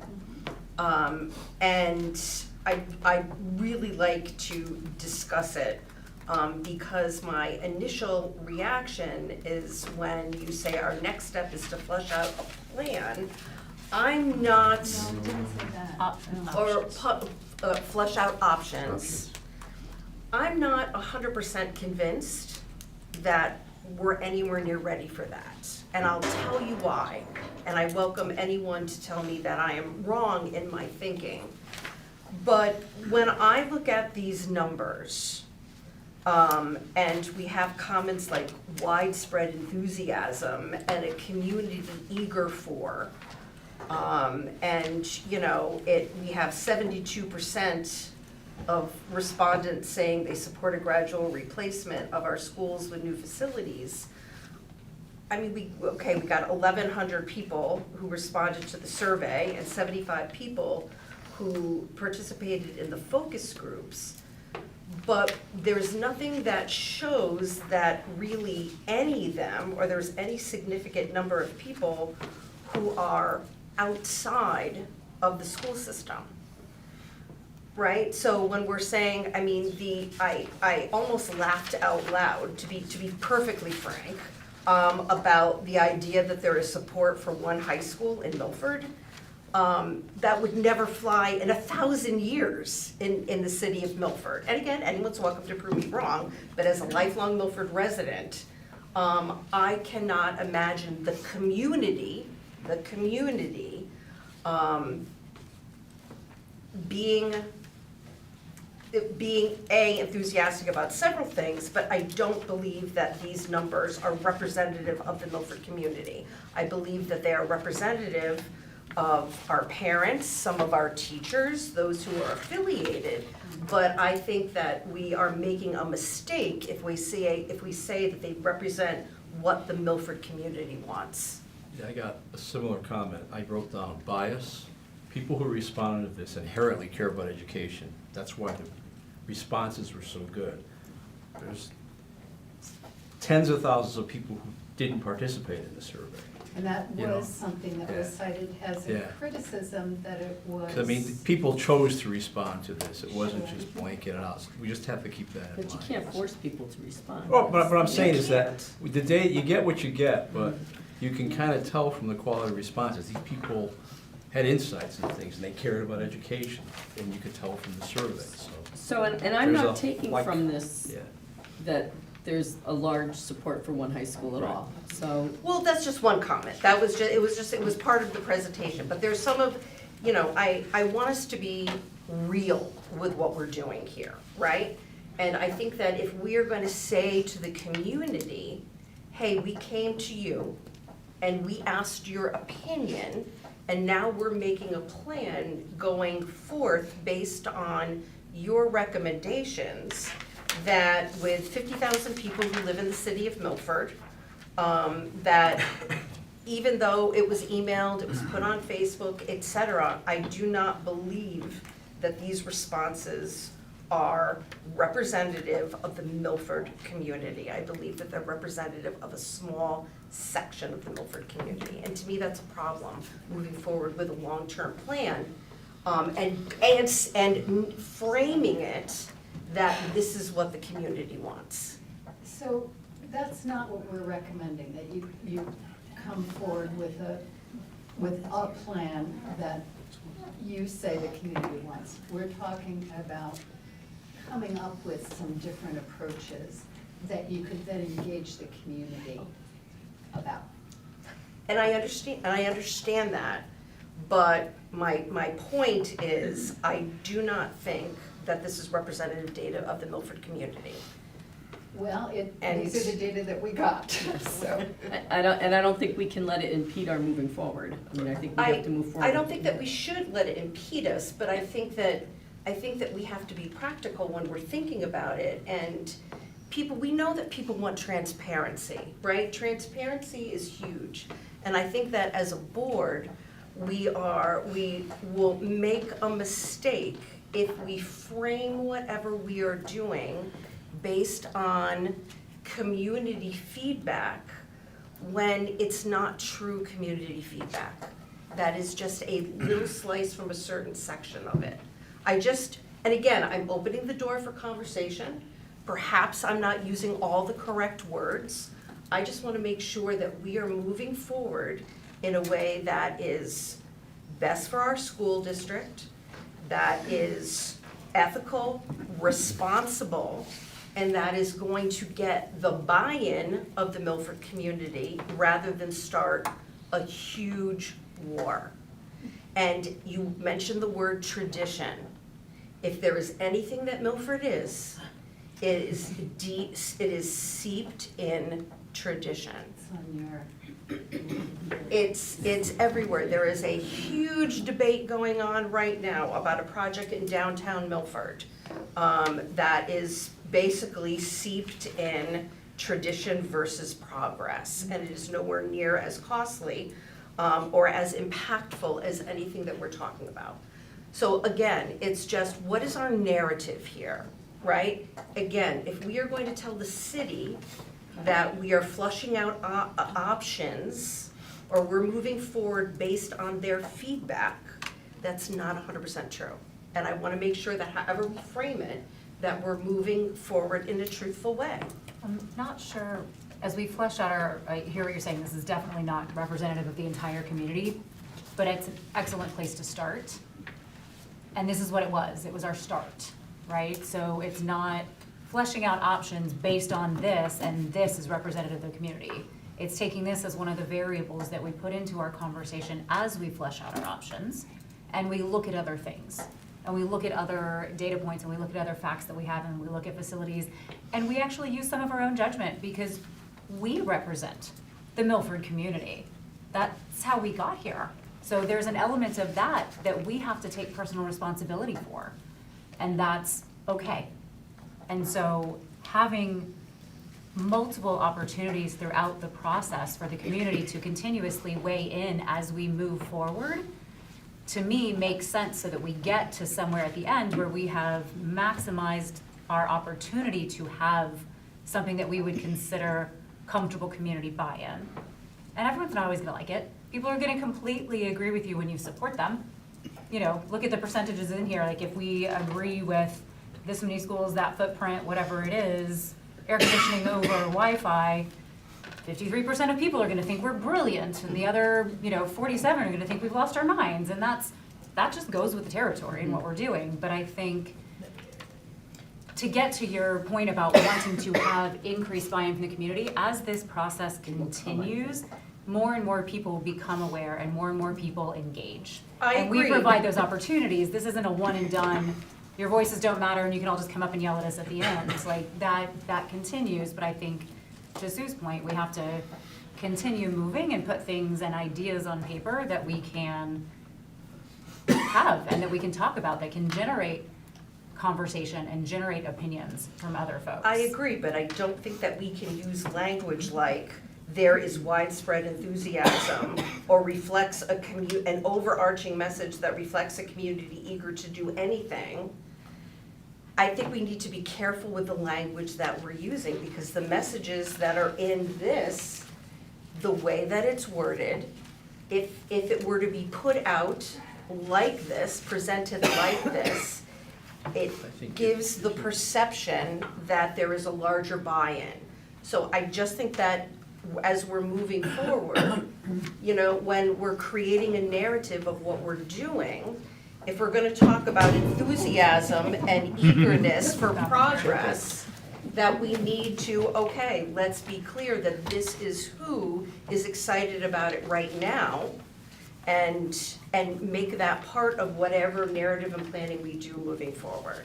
Survey respondents. Survey responses. I mean, and that, Respondents it overwhelming. is clearly delineated in the report who responded and how many, so. You I know mean, what, I think it's I words. think that it's, understand, you know, yes. I think it's very important. We know people don't, God bless the people who get involved in advocacy. We need as many people involved in civics and the community process as possible. I just want to make sure that as we're communicating this project, that we're careful with the language that we're using, and that we are accurately representing our findings at all stages. Can I feel, I probably wouldn't have gone in the same direction as you, but I do, my point with this, when I first overwhelming takeaway was misconceptions in the community. First, that if we build these schools, we're automatically gonna have preschool in every single school. Or that it's gonna be a widely accessible program than it already is. That was one takeaway that I had. I took away immediately is, which was my concern with the questions when we first did them, was there's going to be an automatic assumption that if we have smaller schools with smaller classroom sizes, and that doesn't mean that we won't use this template that we've had as long as we've had of the number of schools. And I do think that I appreciate the use of AI to help synthesize this information, because it's overwhelming. It's a lot of information to go through it. But some of these respondents strongly emphasize keeping classes size small. There's 8 mentions out of an N of 32 of the 1,104 respondents. That's not strongly emphasized. 8 people, less than 1% of it emphasized it. So I think to Ms. Boyan's point is if this becomes a guiding document, it needs to be pretty securely stated that this of survey respondents, these are principals that we were able to get who are highly invested in this process of where we're going. And to your point about the one school thing, I've heard plenty of people say it, but it doesn't seem like a realistic process that we could do for high school, just from cost perspective, location perspective, all of those things of what is a priority and where we're going. I would like to see the next steps of possibilities of options in the future so that we can have a real discussion about what are the costs, where are the implementation, what is the long-term plans, because realistically, I sit on with Mr. Fermender, we sit on the planning along with Permanent Schools Committee. None of these projects are quick. So if we even made a decision today that we are gonna build X number of elementary schools, there are no elementary schools being built for at least 3 years. So nothing is happening in the immediacy. And that's not the plan, because I firmly believe that we should not be making budget decisions on living schools based on budget cuts. I strongly believe that it should be based on a plan and that we are not struggling. Our administrators do so much work already that the idea that they were gonna throw in a redistricting or a school closing or a whatever that needs to be done in June. 4 months. 4 months, June, not even. Well, we've done it. We've done it, but it doesn't mean it's well, and it's not well perceived in the community to Ms. Wilboyens, and we have to represent what the community wants. And we had a clear understanding from the community 2 years ago. They don't want a school closed or told that we're closing a school in September and we have to scramble and we have to change our perceptions because you know in 6th grade or 4th grade that you're going to Harborside and suddenly now you're going to a different school and your thought processes change. So my biggest takeaway from this was some of the use of the adverbs and the adjectives are, it is such a small portion of who we are representing. And thank you for making that point, because that's one thing I meant to say, is make sure as you're thinking about this, that you're looking at the end, how many people, definitely, because that skews it. I think the last point I have, it does provide opportunities for more education that we can have in the community. So for example, all our schools have solar panels. We are making accommodations of how these renovations occur based on where these solar panels already exist. Secondary, food and cafeteria, while it's great, we should have nice facilities. I'm not dictating what's being cooked in a facility plan. So like separating some as much as this idea of programmatic versus facilities, they are still distinct conversations, and our facilities should not inhibit our programming. And that's where we're coming into the roadblocks, is our facilities are inhibiting our program choices long term. I felt that the 1,100, I mean, first off, was a really good number for the time frame that we gave them, October 29th to November, whatever. In like all the surveys we do, even if we do the surveys in school, we're only gonna reach those people that are on their computers, on their phones, on whatever. We no longer send mail out, so we're missing a whole population of people that might actually check their mailbox. So that number I think was okay for what we got for right now, and going forward, our reach has to, we have to do more to reach the people in a most cost-effective manner possible. Yep. I was gonna say similarly, pulling sort of a common thread here of what we've taken out, there were two things that jumped out at me from this. You never know what to expect, especially when you're doing focus groups. And you're combining the qualitative with the quantitative, and there are two distinct buckets, and you're needing to put a level of reason on top of that to get the takeaways. There were two that stood out to me that I think are important for us going forward, particularly as we develop options, but also as we develop process. And one of them on the options front was that a lot of the recommendations and the ideas and the prioritizations and the excitement factors and things like that fell into those two buckets of the immediate needs around health and safety of this wall is crumbling down, we should fix that, we should have air conditioning. It's the very basic, almost meet the immediate survivability needs of the actual physical health and safety in the building. And then the other was, and while doing that, have that long-term eye towards how do we create a modern adaptable facility that actually allows us to implement all the programming we've been talking about. And that's, I feel like a broken record on that, because that is what all of this is. How do we build facilities and structure that puts a house around the stuff we want to do and the programs we want to fund and have in the future and all of that. And so I think as we start looking towards options, it starts to take shape in my head a little bit as we can do short and long-term things in the plan that allow us to check the health and safety boxes, while at the same time putting down the markers now that lead us towards those longer-term, larger facility infrastructure improvements. So I think those two things I don't see as competing. I see them as, that's how we layer. That's how we layer all the different options together so that we get the improvements as quickly and as long-term as possible. And so that was the options piece. And then on the process side was the fact that this community has been burned a couple times over the last however many years about having big major changes dropped from the sky for whatever reason, from parts of this process that exist in this town that make decisions that sometimes don't always appear well-reasoned. They just appear immediate. And so we just dealt with that a couple of years ago, and I think it's very important, and we all know this here and we keep saying it, but to re-emphasize it yet again that the point of this is to put the reason and the process and the logic and the planning into whatever that decision may be, into whatever that outcome is, that it's not gonna be something that's surprised on the community, and that we are actually proving that we mean it when we say we want the community's involvement. We want their engagement, we want their opinions, not just this one time, with these 1,104 fantastic responders.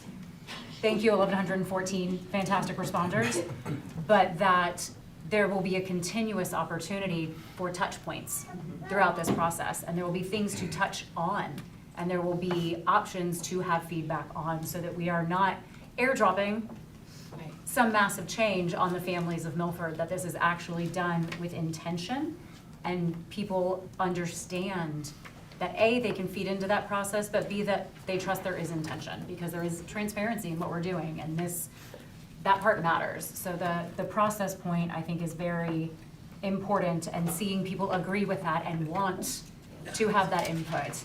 And yes, this is a very self-selecting survey, obviously, as we're always gonna have with this, but the folks who self-select into a survey like this are also gonna be the ones who are lined up first at the microphone at the, Board of Aldermen meeting, talking about and having opinions about whatever it is that we do. So these are important starting points. And then bringing in more as this continues is, I think, gonna be critical to the success of whatever we decide is actually important. So I think this was a very good starting point for that engagement and for that information. And for a later follow-on email, I think there are some other variables and data points that would be very helpful for us beyond just this as we look into our options. But this was a very good start. Just to add to your first point about short-term, long-term, just a reminder to everybody that we do have that expansive Bureau Veritas report that gives us all of that data. So that's just And you've been addressing those needs. we do, but the that you put in to try to keep up these buildings so that they are healthy. I think one of the intentions of having that report was to have that timeline and incorporate it into our capital improvement plan as we go forward. So, Ms. Preet. I agree with everything that's been said. Your points are valid. We went into this process wanting to engage all stakeholders. This is our major stakeholder, and yes, this is who we want most to hear from, the people who will be impacted. But nonetheless, we are a community, and I agree with you that there is a very small percentage of Milfordites who would advocate for one high school. I am totally on board with the overwhelming perspective of, it's always been the rivalry, it will always be the rivalry, you'll always have a Thanksgiving game, and there'll always be law and foreign. So as you were talking, I was thinking about how we engaged our major stakeholders. So liken it to, okay, we're gonna knock down our senior center and build a $10 million senior center. We want the whole community engaged. Who are you most gonna get responses from? The seniors, right? So the people who are gonna be most impacted. So I think it is a good start, absolutely, to have what we have.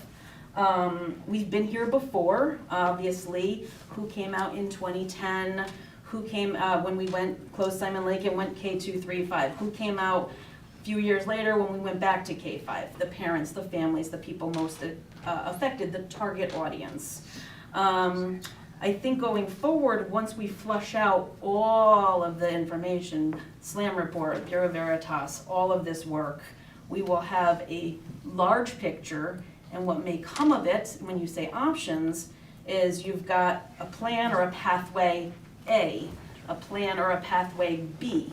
These are the reasons, these are in many, and I'm sure this is the big overriding factor, the costs. This is plan or pathway B. These are the reasons, these are the costs.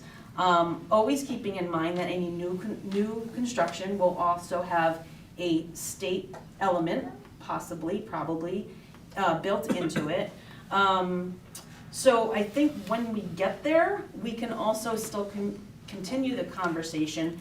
Maybe it is, at City Hall, and it's a community conversation about here we are, and here's where, yes, you were given an opportunity to give input, we did put it out there, and I know people's lives are busy and retirees maybe didn't see it, or maybe, they didn't feel they needed to give input, but nonetheless, I think we can still open an opportunity in January or February, whatever it may be, saying, okay, this is a culmination of a full year now between SLAM, Bureau Veritas, and all this work now, and saying, okay, here's where we are, and here are the plans, and here's the justifiable, our charge as the 10 of us is to, gather all this information, make the best decisions, but then also put it back on the community and do say, here's where we think we are, offer more input or more opportunity for input, and still take it into consideration, but this is our charge. And I do think we are engaging the stakeholders we need to, and we are getting the feedback from, there could be excitement about a brand new school, and there could be disappointment about my school maybe closing, right? You're always gonna have that, that tug and that pull, but I think, we have gone about the process, and I do like the comments that kind of came back that's saying, thank you for this opportunity to give input, thank you for this, we want to continue that. It's just hard to get the retiree and the empty nester and the, so it's gonna be hard, but I think we can still have an opportunity once we come out with, okay, here's what we're thinking, here's another way we're thinking, and then at the end of the day too, it's about the taxes, how's this gonna impact my pocketbook down the road? And I think for the the non-major stakeholders, that will be a big factor as well. Sure, you want a great school, you want a brand new, facility, but how's it gonna impact me? I don't have kids in the system. But we're still being very transparent and very open about the process. And it's been a whole year now that we have all our data. So I think that's basically our charge going forward. Mr. Smith?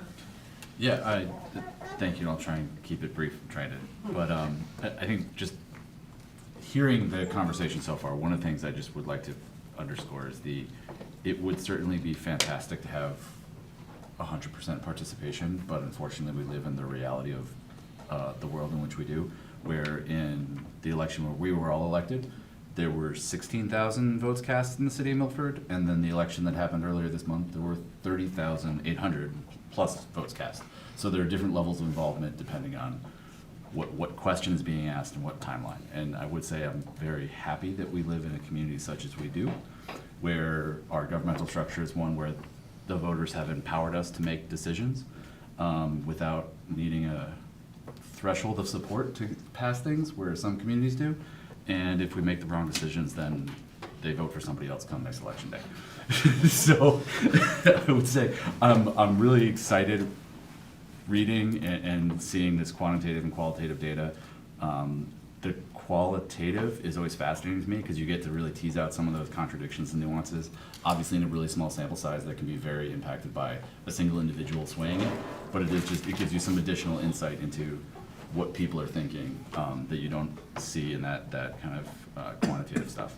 And I would say to exactly the school size question, my daughter's class at Cap Penn is in that cohort where every year wondering, is there another kid coming in to the school or not? Because it teeters between 3 classes and 2 classes, and it goes from being a very small class to a very large class with way more personalities. Because the difference of when I was in school and there was like 25 to 30 plus kids, it's a lot different going from the 13 she has to the around 20 if there are 2 classes, not 3 classes in the grade. So seeing this data, it makes me excited that we're continuing the process, that I feel more comfortable to have a sense of what other folks in our community feel than I did several months ago. And as Ms. Preet mentioned, we're headed towards a choice where we can have a path A, B, or C, and kind of looking through, we talked about, we're obviously here today, there will be some point in the future where we decide what pathways and what decision we make. Then from there, there's a design, a groundbreaking, a ribbon cutting, and all those things take time.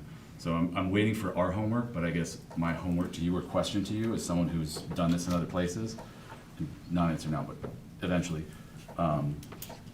when you've conducted exercises such as this, about how much time is there between the point in the process we are now and when a body like this would get to a decision, identify the path A, B, and C, and make a decision on that. Obviously, there are a lot of other cascading decisions after that.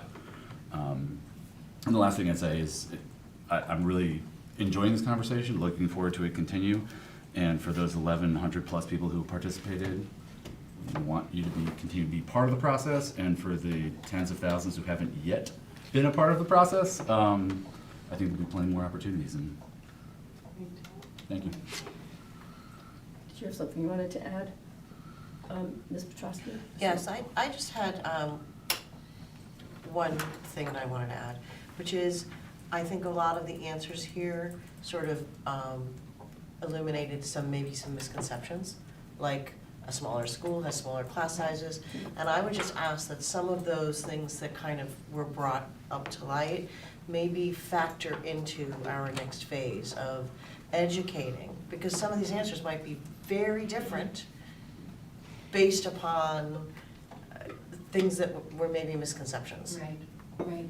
And Megan, to your point earlier, I mean, we included three responses, but because we thought it was important for you to have all that information, we didn't want to be the ones saying, we're going to cut it off at so many responses, because these other values and thoughts are there. So that's why we included it all. That's why it's a 31-page report. But it does give you that detailed understanding of how your participants view the world. And it definitely added value, and I think for me, it was educational to see, oh, wait a minute, if everybody thinks a smaller school means smaller class sizes, maybe they really want 4 elementary schools, or 5, or 20, I don't know. Like the answers might be different, Right. based upon some knowledge that would be. That's really striking to me, I think to you too, how much that seemed to be what we were hearing in the data. Right, but it might be they want neighborhood because they want their kids to play with the kids next door and go to school with the kids next door, or it might be smaller class size. And trying to delineate that might be more helpful if people are more educated on those things. And I think, myself included, there's lots of things that I've learned on this as well. So thank you, I do appreciate it. Just a perspective, I have an image of Sue going, we gotta bring the funnel down, we gotta bring the funnel down. And you're absolutely right, you can't have 1,100 options and see which person do we wanna go with. If we can come up with, what, half dozen? Well, we'll Dozen? 3? I don't know. But I think that's where we'd like to go for next week. Just try to list the options, even if you don't like it. Even if you hate the idea of one school, it's an option, you know? So if we're ready to One high talk school, about next steps, Yeah, at if least. you want to bring in that homework piece and. So I think it's fair to say that the data in this report support any plan or pathway you can take. But we actually have some data on number of schools and enrollment of communities, these sort of comparable communities in Connecticut that we thought we'd share with you as well. But given all that you've learned so far, we'd like you to come to the meeting on December 16th with a list of all those possible pathways or plans, like sort of imagine a starting point and think about what are the pros of starting here and what do you see falling out of that? And what are the cons, or what are the challenges that are going to be associated with that direction? So building one school, 3/4 of the population will vote against it. That would be a con, obviously, but if one high school. But we want to make sure that you're considering all the different possible directions to beginning to reinvigorate your schools. That's not the right wording, but build new. Yeah. May I ask a homework question just to clarify the assignment? Sure. So a lot of what we've talked about, a lot of what we've heard, a lot of this has been footprint, schools at this level, and this level, versus quality of the structures themselves. adaptable and green and open spaces and common areas and all of that. Are you asking us to come with the footprint options? Yes. Not the, Not the- what they can do options? Not the what they can do options, although those can become some of the pros and cons. Right, but we're not looking at that level of granular detail No. at this point in I time. would say it's more, as you put it, the footprint. The footprint, okay. Yeah. Does everybody understand what that means, footprint? Maybe not. Number of schools, This configuration, many high schools, this you many know. middle schools, this Yeah. many You elementary, have- structured like this. What I would call, what you were describing beyond the footprint is more the guidelines that you're gonna use for new construction. And you know, those kinds of values that you wanna bring to the development of the plan for new schools. Okay. Or even retrofitting existing schools. But I think it would be really helpful if we really just started with, okay, what is the structure? And I think this is also assuming that you have pre-K through, you have K-5, 6, 8, 9, 12. So let's leave that as it is. So we're ignoring the intermediate.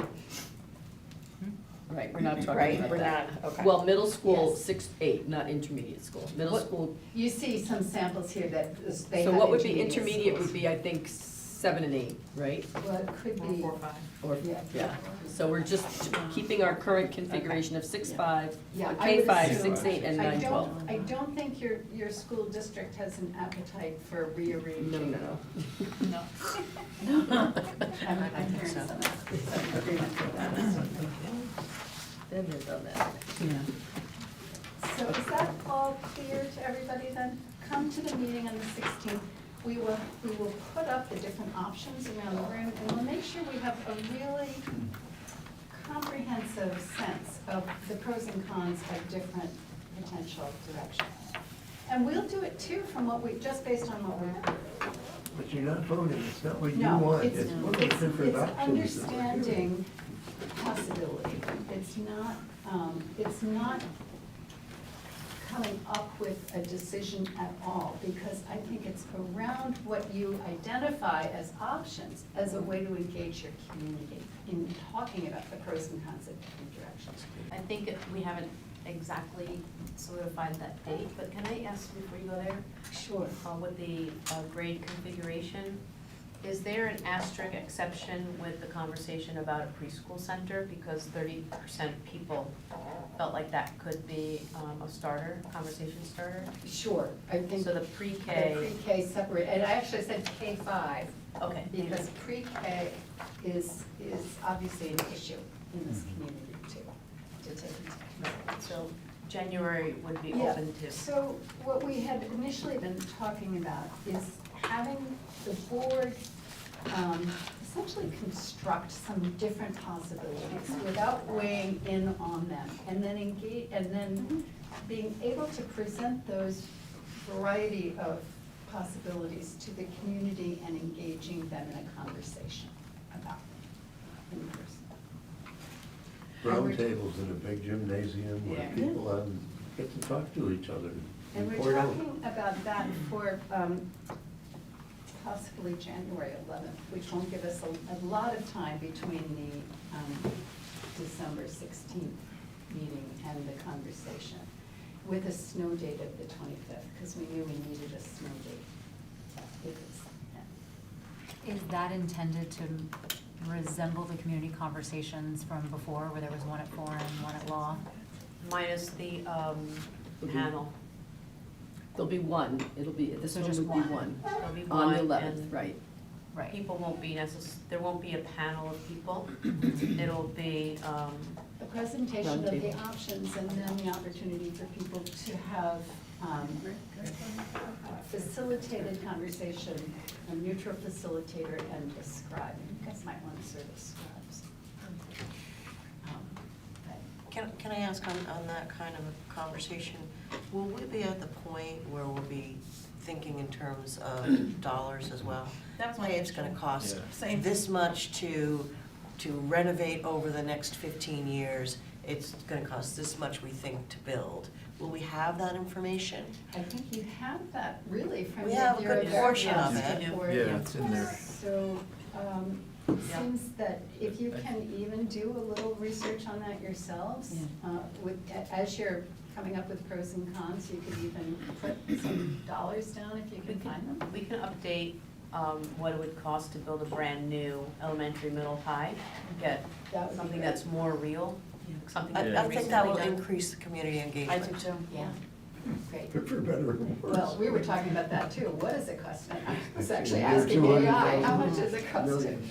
to build a high And an school? understanding of how much the state might, would contribute, is there with the new construction and what that looks like. What's published on that, it would not Okay. represent what we could legislatively try to Okay, influence. but there's precedent for it being done.